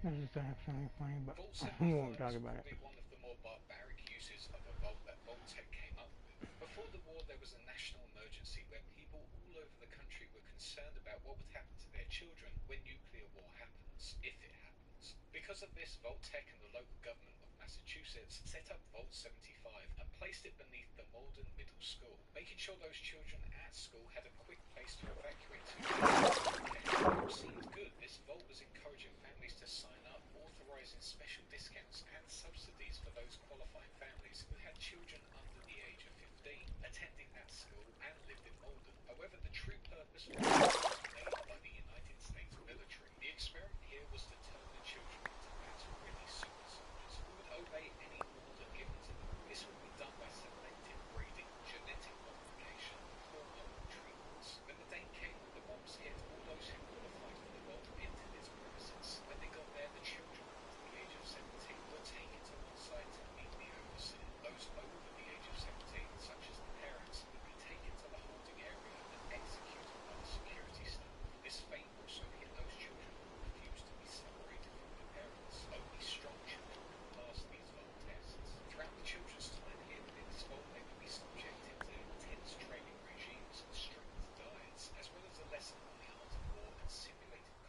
to help 238. Oh, develop their okay. physical traits and combat skills. The only way out of these tests was to have a cardiac arrest or to die during their time here. Eventually, if the child were to pass their time within the vault and reach the age of 18, they would be thrown out of the vault, being labelled as a graduation, and would be told to aim the surface by re-establishing civilization. Anyone who achieved an excellent or superior score in these 238. tests would be used as the basis of the experiments and would be harvested for their genetic makeup to be used on their next generation of test subjects who were created within vitro fertilization. Those who did not achieve those skills would be taken out of the population and killed by as the experiments went on and on, eventually the scientists would make those children into extremely adapted soldiers who were far more powerful than them with incredible gun skills and lightning speed. However, an insurrection was to take place at the hands of James S. and Rohit L., two of the residents of Vault 75. Not long after the 230. final subjects were made, recruiting the other residents of the vaults, they all rallied together, making sure all the children were safe, and executed the scientists who were far weaker compared to these enhanced children soldiers. With this, the children were free from the horrors of Vault 75, and the experiments and creation 223. of super 238. soldiers made of 223. children was no more. It is still unknown where those children went, but for Vault 75, it is now 223. inhabited by the gunners as they push through the Commonwealth, expanding their influence. Despite their activity within this vault, the horrific events of the past are still present as children's toys lit up. This 238. horrific tale of how Vault-Tec exploited children and turned them into killer 2668. machines or killed them if they were not deemed as worthy candidates. 28. 231. A vault mentioned all over America that was meant to be something truly special, however didn't really live up to its name in the world. Vault 76 was set out to be the vault that celebrated America's history. It was designed as the official vault of the Tricentennial by 2632. Vault-Tec and had the tagline of Vault-Tec salutes America. This vault was meant to be the best minds in all of America, capable of housing 500 residents, including students from Vault-Tec University.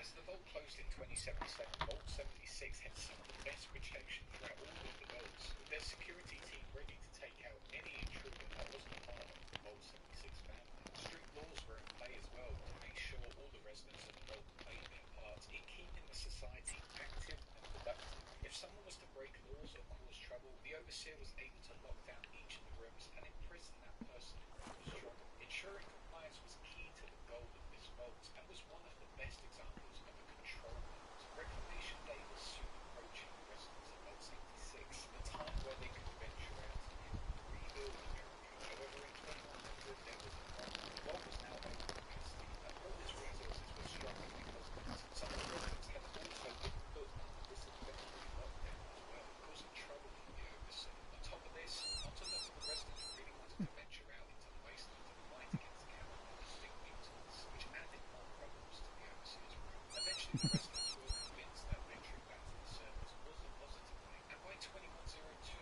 Reclamation Day was here, which was met with relief from all parties. A party was held the day before, allowing residents to have alcohol, food, and celebrate amongst their peers. After a long night of partying, the residents ventured out into the wasteland to rebuild the country after 25 years of chaos. Residents weren't issued firearms, however, as the overseer denied them. Instead, just gave the residents the standard survival packages and were told to run fast and far away from Vault 76 and complete their missions. As all of the Vault 76 residents left, the vault became useless. It had fulfilled its task and all of the operations inside ceased working just 24 hours later. This included air circulation, forcing the residents to leave if they were thinking of staying within them. To this 226. day, the banners of 239. Reclamation Day as well as balloons surround the entrance of Vault 76 as its residents are out there trying desperately to rebuild 239. America, forming groups amongst friends and fighting against terrifying creatures. Vault 76 will be remembered as one of the first vaults to open since the Great War and the start of the rebuilding process. 2665.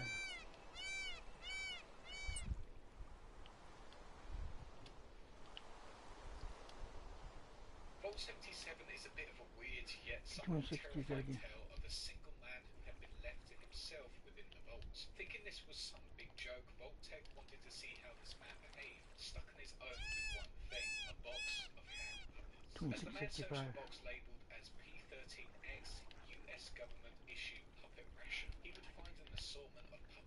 however left them thinking they were useless. For the first month, this lone vault dweller suffered serious depression due Get to the being on his fuck own, as on. well as overwhelming panic, believing this to all be a huge mistake. 1 year and 3 months later, after the door was sealed, this vault dweller would eventually open the 228 puppet box again to to 662. entertain himself. However, one puppet seemed to be speaking to him, that puppet being the Vault Boy.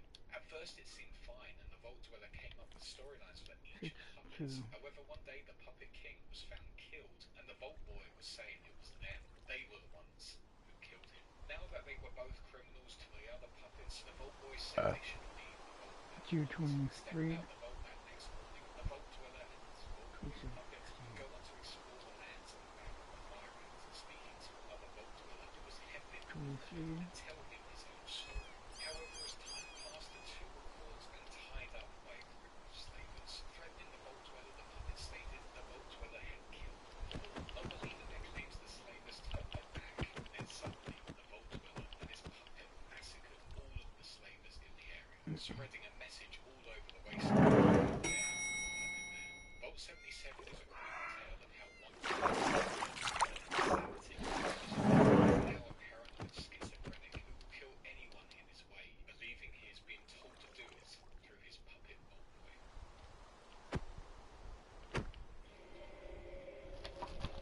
Vault 79's contents were hidden to the world for a long time, located in a small shack out in the middle of nowhere, with access to it through a locked-off elevator. The original occupation number for this vault was 120 dwellers. That number was chosen because of the vault's location within the mining area, and 120 being the atomic number of gold, which the vault would also be used to store and protect when in operation. The vault was under the command of the military forces from Fort Knox, with the sole purpose of rebuilding the United States of America economy. Whilst this vault was 20 were locked through his puppet Vault Boy.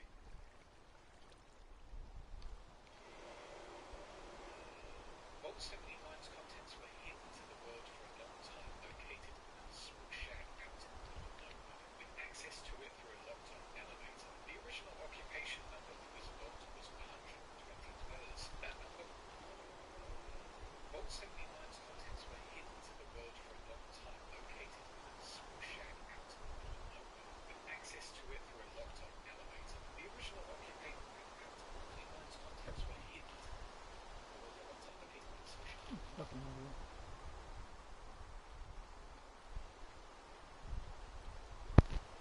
Where's Vault 79?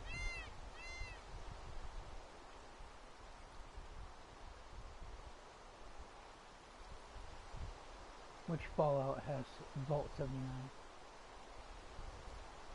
Fallout 76. Vault According 79. to Fallout Wiki, fandom, Vault 79 appears only in Fallout 76. Fuck, we gotta find it. With access to it through a locked-off elevator. The original occupation number for this vault was 120 dwellers. That number was chosen because of the vault's location within the mining area, and 120 being the atomic number of gold, which the vault would also be used to store and protect when in operation. The vault was under the command of the military forces from Fort Knox, with the sole purpose of rebuilding the United States of America economy. Whilst this vault was incredibly hidden from the rest of society and security surrounding the grounds, it wasn't long before its secrets were revealed by a few of the soldiers working near there. In July 2072, some of the soldiers working there stole millions of dollars from gambling in Las Vegas. The rest of the forces found this information, and a shootout occurred in the Ultravox casino to silence them and take back what they stole. Only one survivor remained, 222, that being 239. Sergeant Catherine Montgomery, who had been staying in 2662. 38. Here she escaped the city after being labeled as a Chinese spy and ventured to Texas. However, sadly, the boat she was escaping on was destroyed by the USS. 223. However, all of this commotion led to more people seek out what was at the vault. However, anyone who went to seek out this vault was killed in the process, with Flavia Stavo, another interested party, being buried in a shallow grave near the vault's entrance for trying to get into it, revealing its true location. As the war came, the vault, like all the others, was sealed up, and its inside contained a message gold deposits were being 229, 231. During that lockdown point, a mutiny took place, being led by a Secret Service agent nicknamed Shorty, killing most of the other inhabitants. By 2103, rumours of this vault and its treasure drew people everywhere, as they wanted the gold for themselves. As the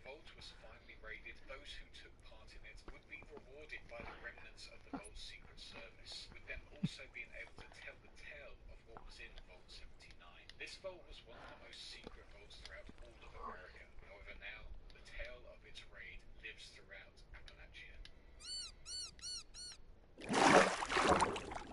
Get this shit the fuck Vault out of 81 here. is a bit of a misleading vault and is like many of the other ones on this list at the last. At first, Oh, we entered fuck this you. vault Get over there. like a Hold on, standard guys. control vault that would be a nice peaceful existence for the vault dwellers living there. However, this wasn't the case. In fact, Vault 81 had an experiment taking place here that was not told to the residents once it Vault 79.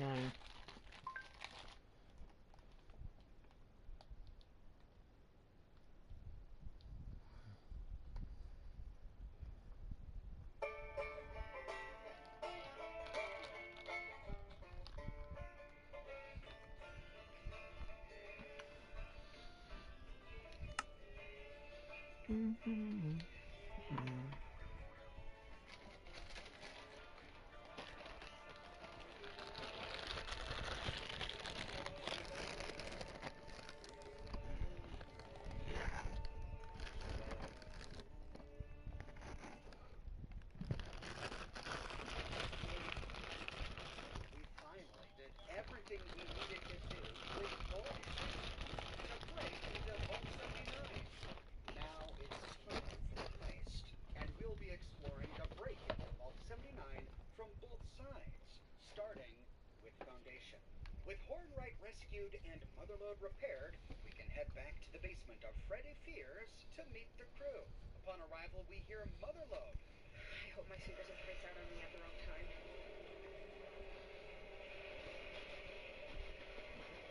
That tunnel looks obvious. Hopefully you won't encounter any issues. I'm not a fan of guns, but I'm glad to have one in here. I wish we could have spared a few more fighters. Looks like Motherlode was just leaving. She's already made a tunnel for us. We find everybody here waiting for us. Jen in her stealth armor, and Hornwright with Fields gazing down the tunnel. When ready to move forwards, we can talk with Paige. We need to get started. Dr. Hornwright told us what happened. There'll be raiders. I'm gonna sing just as long as it takes for a song to make We sad stand every together, spirit's they'll free. never break us. I'm gonna get United many we stand things and that all that. carries the Sounds street. good to me. Jesus is liberty. Ready as I'll I'm ever be. gonna turn off the sound Copy of that. back as we Locked and get loaded. to the better Let's crack this vault. Looks like they're waiting for us With to that take peculiar point. coming And so from we can I head feel to the like tunnel. you and me. Damn! Look at this. Oh, God. So All good fortunes spin out deeper into the monster.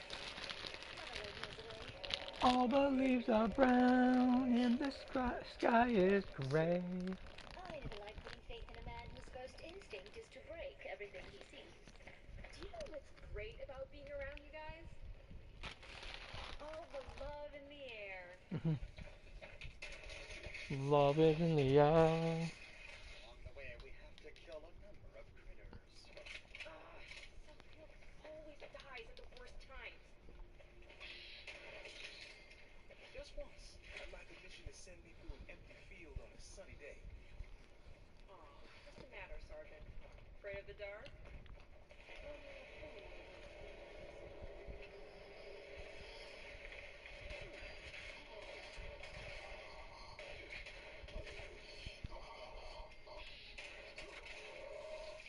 Eventually, we arrived at a subterranean chamber filled with mole miners.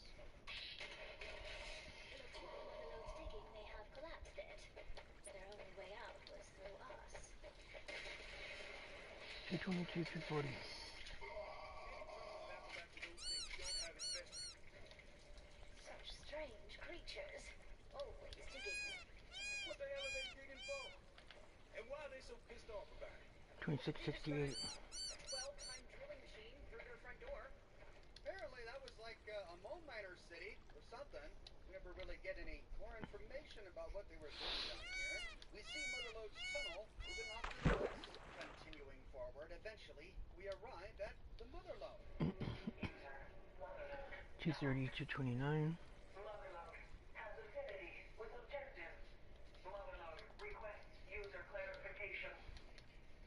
owe you an explanation. Just drill. Motherload rejects user. Motherload would break user. The compliance is required. When we find the turrets, cover me while I disarm. Was she so 26. emotional because we chose all of the empathetic options during the maze? Motherload's drills spin back into action, and she moves forward.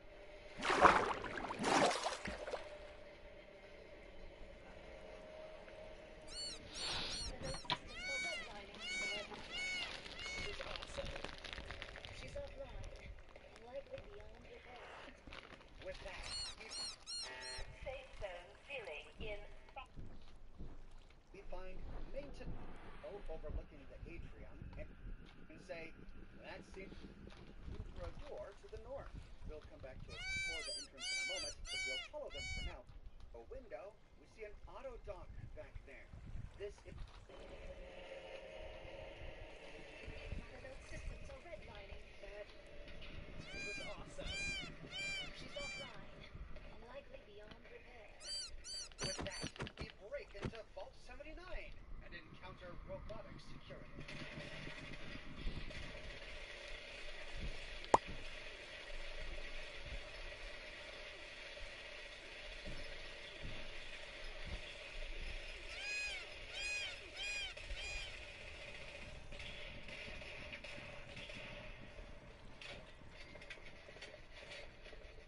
Here's the grid. 222, 240. All you have to do is walk through. This suit is an heirloom. An antique. If it fritzes out while I'm in one of those grids, it will look like I've been through a cheese grater. Just like Goldilocks. Can't move too fast or too slow.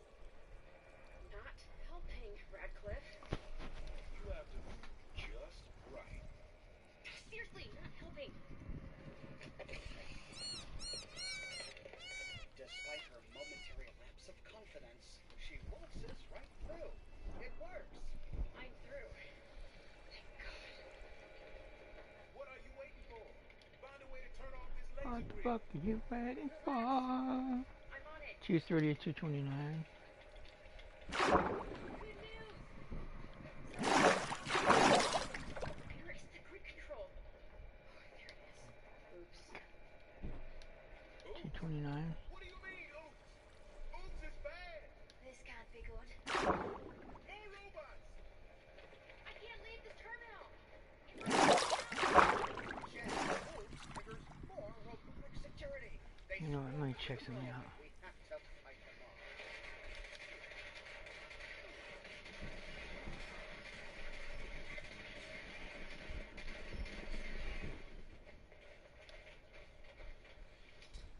The laser grid is off. Sorry about the oops.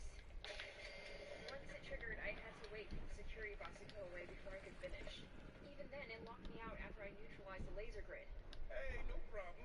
Ugh, We almost died. That's all. you're that ignorant. We need to talk. Sounds like Penny's got her feathers all ruffled, but before we chat with Penny, we can explore this room. We'll How the start fuck with was I the able? laser How do you grid, get rid of and we'll these? go counterclockwise. On a console to the left of the Damn. laser grid is a note. Garrison's journal.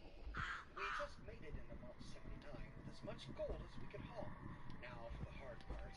We have to make this place a home for an extended period. We have no idea when we'll be able to safely leave. We have plenty of water, but food will be tight. With several dozen agents to feed, we can't afford to waste any of it. Asians? Digger to see if he can Just get got a lot of aquaponic Asians to garden feed. up and running. Secret As the AC, my Asian orders man. are to remain here undetected until such time as radiation levels fall to safe levels and order is restored. Oh my With gosh. luck, we should get the okay from government in a few months, a year at the most. Until then, the radios are under lock and key, and the door to the outside. Big red ball.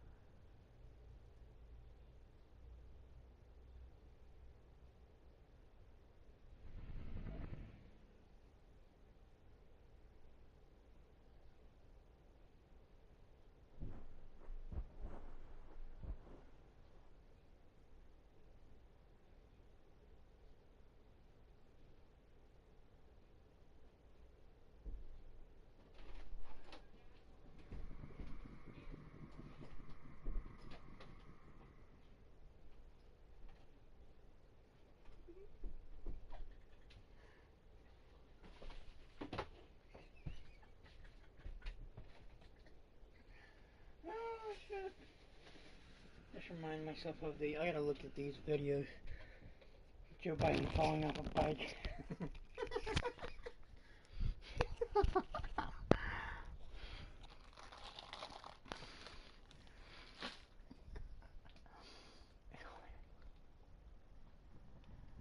Joe Biden falling.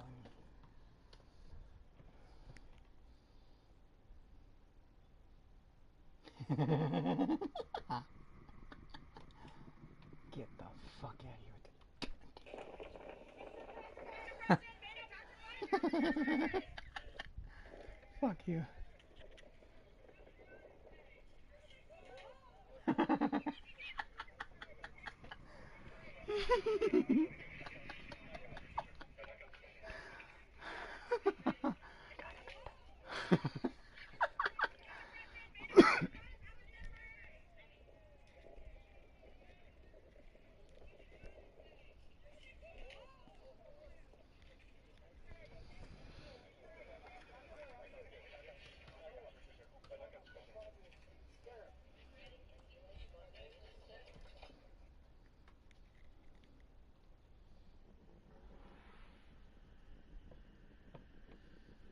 Well,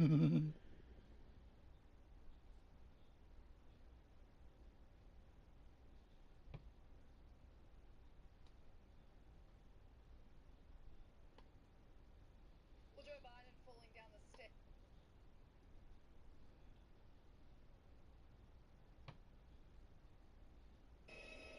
In November, the president was.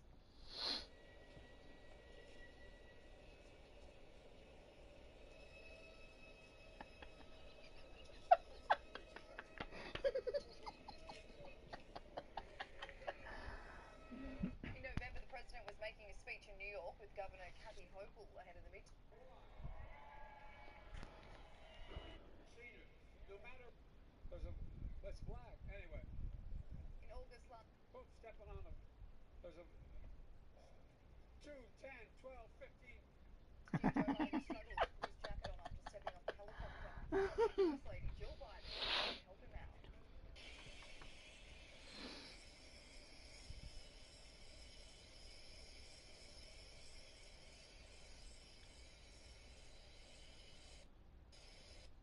On his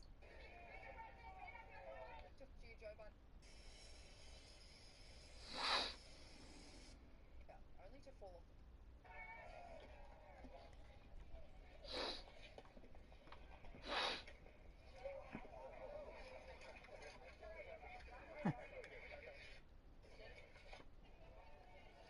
In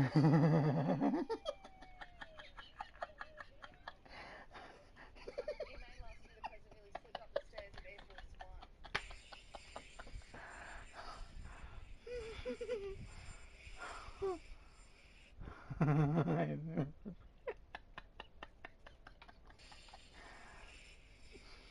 However, this fall in March 2021 saw the president fall off the stairs 3 times.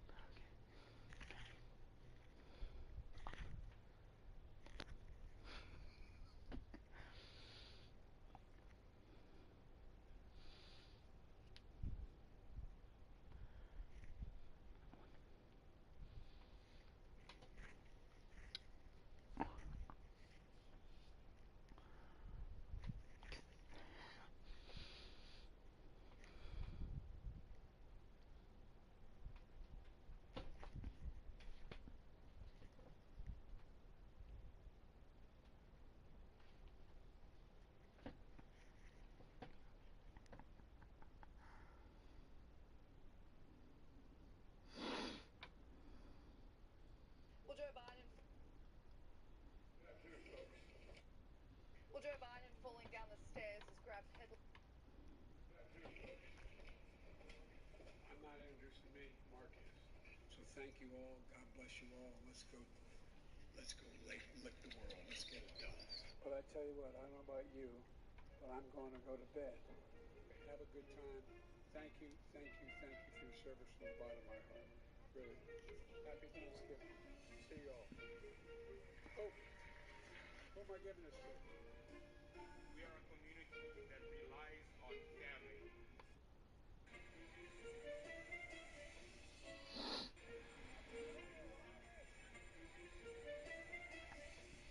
All right. God save the Queen, man. End of quote. In the past 3 weeks, I'm especially honored to share the stage with Brittany and Jordan and Nathan and Margaret Catherine. Well, Joe Biden.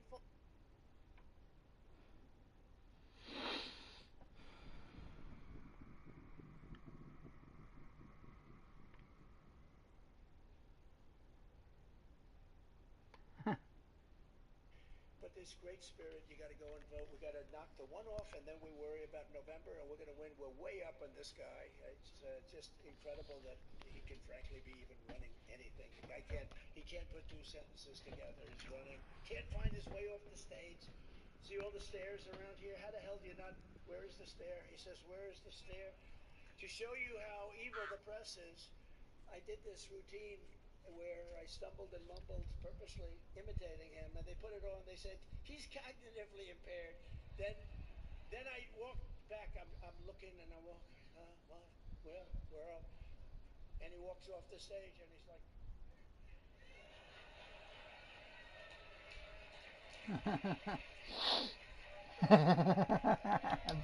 Backing. And they said it was me. I couldn't find. So I can't use sarcasm because they're very dishonest people. You know, sarcasm is a disaster. Every time I use sarcasm like that, they say I couldn't find my way off the stage. I got stairs all over. And if you want, it's only about 3.5 feet. I could jump off the front. But this guy can't find his way. So sarcasm's a very dangerous thing with a dishonest press. So, I go through a long story because they actually had me like walking into, it's so sad. I said, do people believe that? And I just took a physical. You'll be happy to hear our great football player is going to be.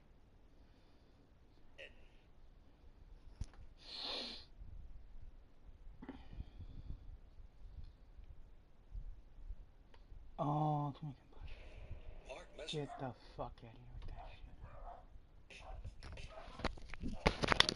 Oh, guys.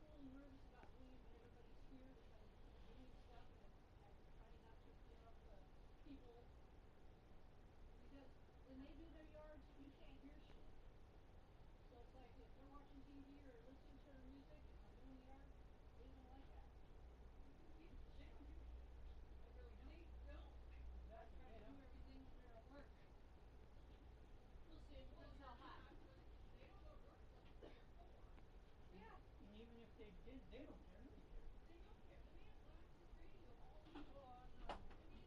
They used to never do that though. It's because he's working on the Yeah. shed. So And he's got his and he's go-kart got thing. his little go-kart work. Yeah, I think Yeah. that's cool. So We'll see. Those guys are Depends cool. on the heat. Yeah, those guys are cool. But I'll tell you, it's cooler at night unless you want to start at 6 in the morning. Then everybody's asleep. Love I you. would love to start at 6 or 7 in the morning. Yeah, if you don't want to disturb people and wake them up, do it in the afternoon. Okay, what is it? Love you. It's chicken tenders and fries. Can you put that in there?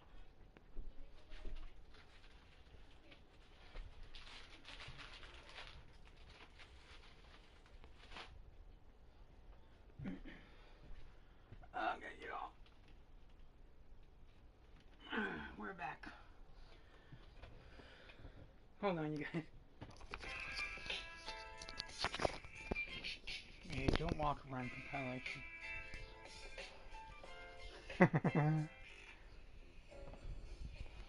Fuck, hold on.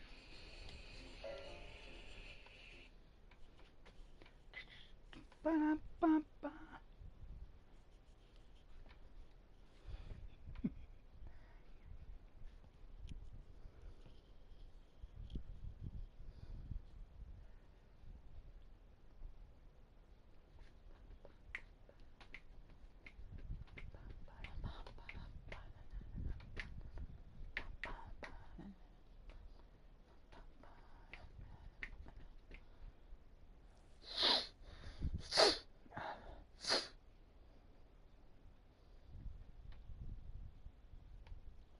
What?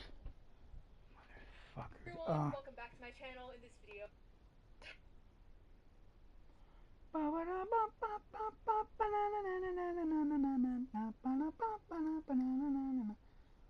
Ah, you suck.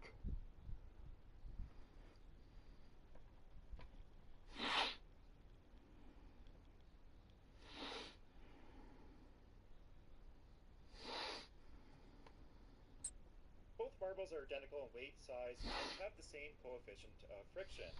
Each ramp also starts and ends at the same height, so which ramp is faster?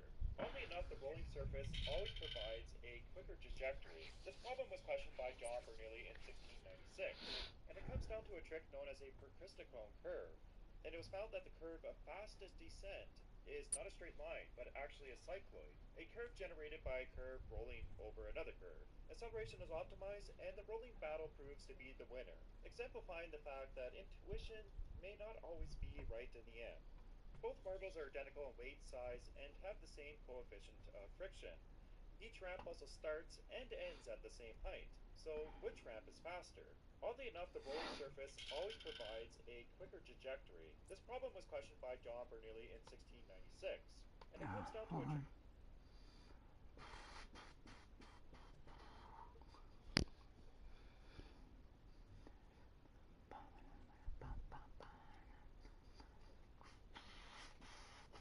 411.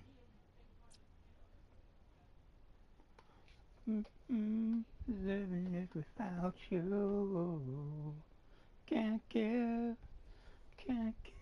anymore. Can't let. Here it is, guys. Oh shit. Fuckers.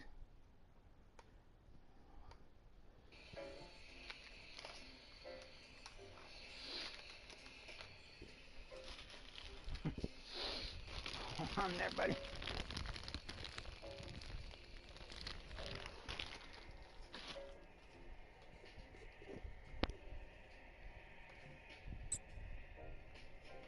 He touched down not even 4 hours ago. That was a quick trip, but as you said, very impactful.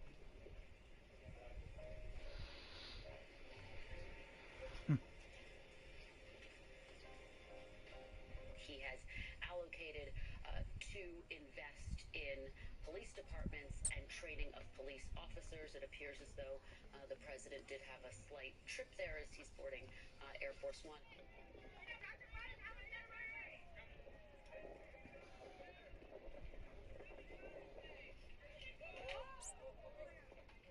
No matter what the cost, 2, 10, 12, 15, oops, stepping on them.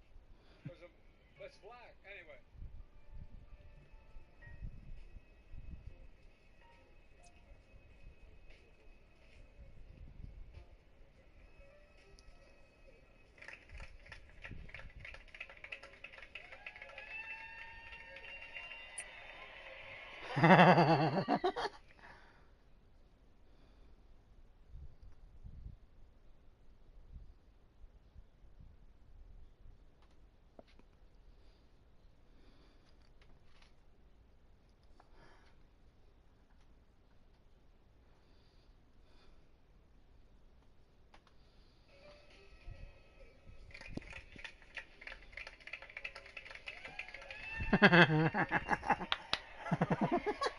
Oh, that's when you tripped over that sandbag. Joe Biden wants to run again when he can barely walk. Sad, really. Anyway, that's it for now. Follow me on Twitter at Don't Walk That Run. shit is hilarious, dude.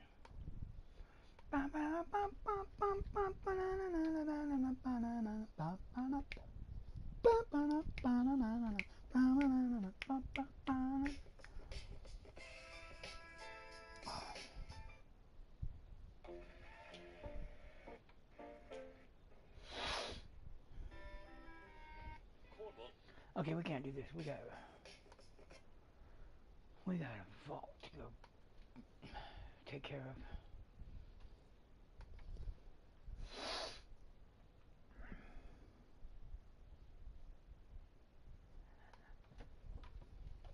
Maintenance. Here we find a Guys. workstations. For breaking down armor workbench, weapons workbench, tinkerer's power armor workstation. But frustratingly, no cooking station. There's no way to grill up any meat we might have carried with us. Heading out and continuing left, we find another door, but this is sealed. We can't get it. And heading down the stairs back to the ground level, we find yet another door to the left that's also sealed. This leaves one section of the atrium left to explore, to see what's against the western wall. Here we see a closed door, and just outside, the firing range terminal, which we can now access with the shooting range password. Feel free to use this practice range during off hours. If door is locked, see Vault Overseer to gain entry. Be safe. We can access security door control and open the door. Heading inside, we find a couple of containers to the left with a first aid kit, a few minor weapons scattered, but a bunch of military ammo bags, great for ballistic beam. There's an ammo canister, a weapons workbench, two more ammo canisters in the corner, a couple boxes of ammunition lying around. The shooting range itself is empty, except for a couple of land roaches. Back out in the atrium, we find two bathrooms against the southern wall. The stalls are all empty in both of them, and the mirrors can't be accessed. All we find is one first aid kit on the wall of the men's restroom. When ready, we can pass through the double doorway towards residential, but danger a bit trickier with the raiders and crater. No one could open the door from the overseer's office, and so it's up to Raw. You want to go into the vent, don't you? No. Yes. You don't sound very sure. Let me help. Is that okay? Of course it is. I like going in the vent. It's fun. Yes. Yes, I knew it. You need me to go up to the overseer's room and open the way forward. I heard the man. I'm little, not deaf. Should I open any of the other rooms here too? What? Yes. There might be stuff inside we could use. On second thought, no. You were kind of mean when you helped me before. I'm not gonna do anything extra for you. Because I was so mean to Rava inside Wrapped in Steel, she's not going to help me out. And I don't have a character who was nice to her, so I don't know what she would have said here. At any rate, when she climbs inside, she the robot spawn.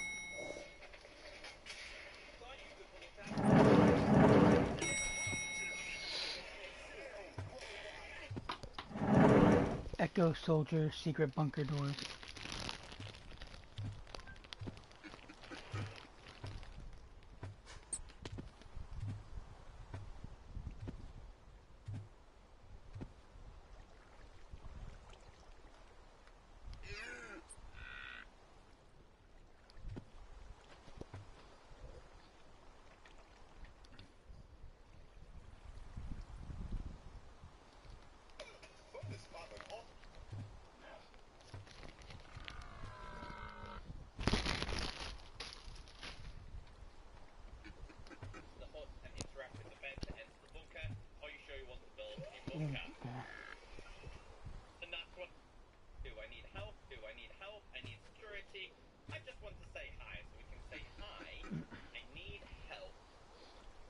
Hold on.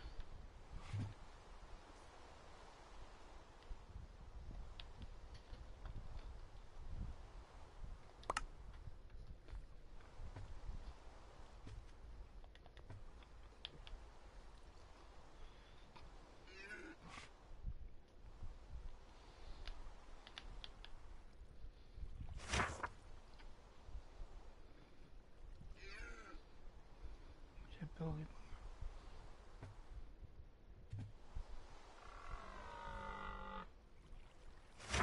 That's it.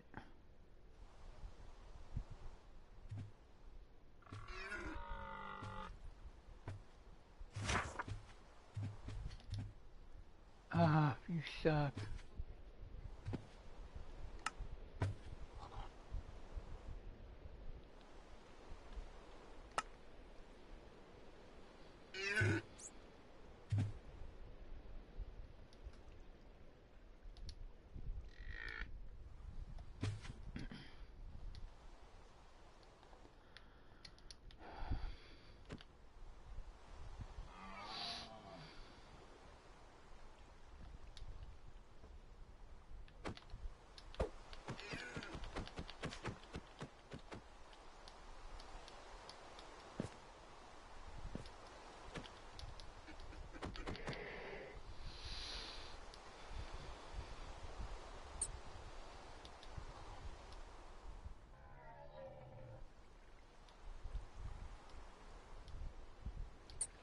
Alright guys, I'm gonna go off live stream. See if I can fix this. Like, comment, subscribe. Peace out. Hold on a second.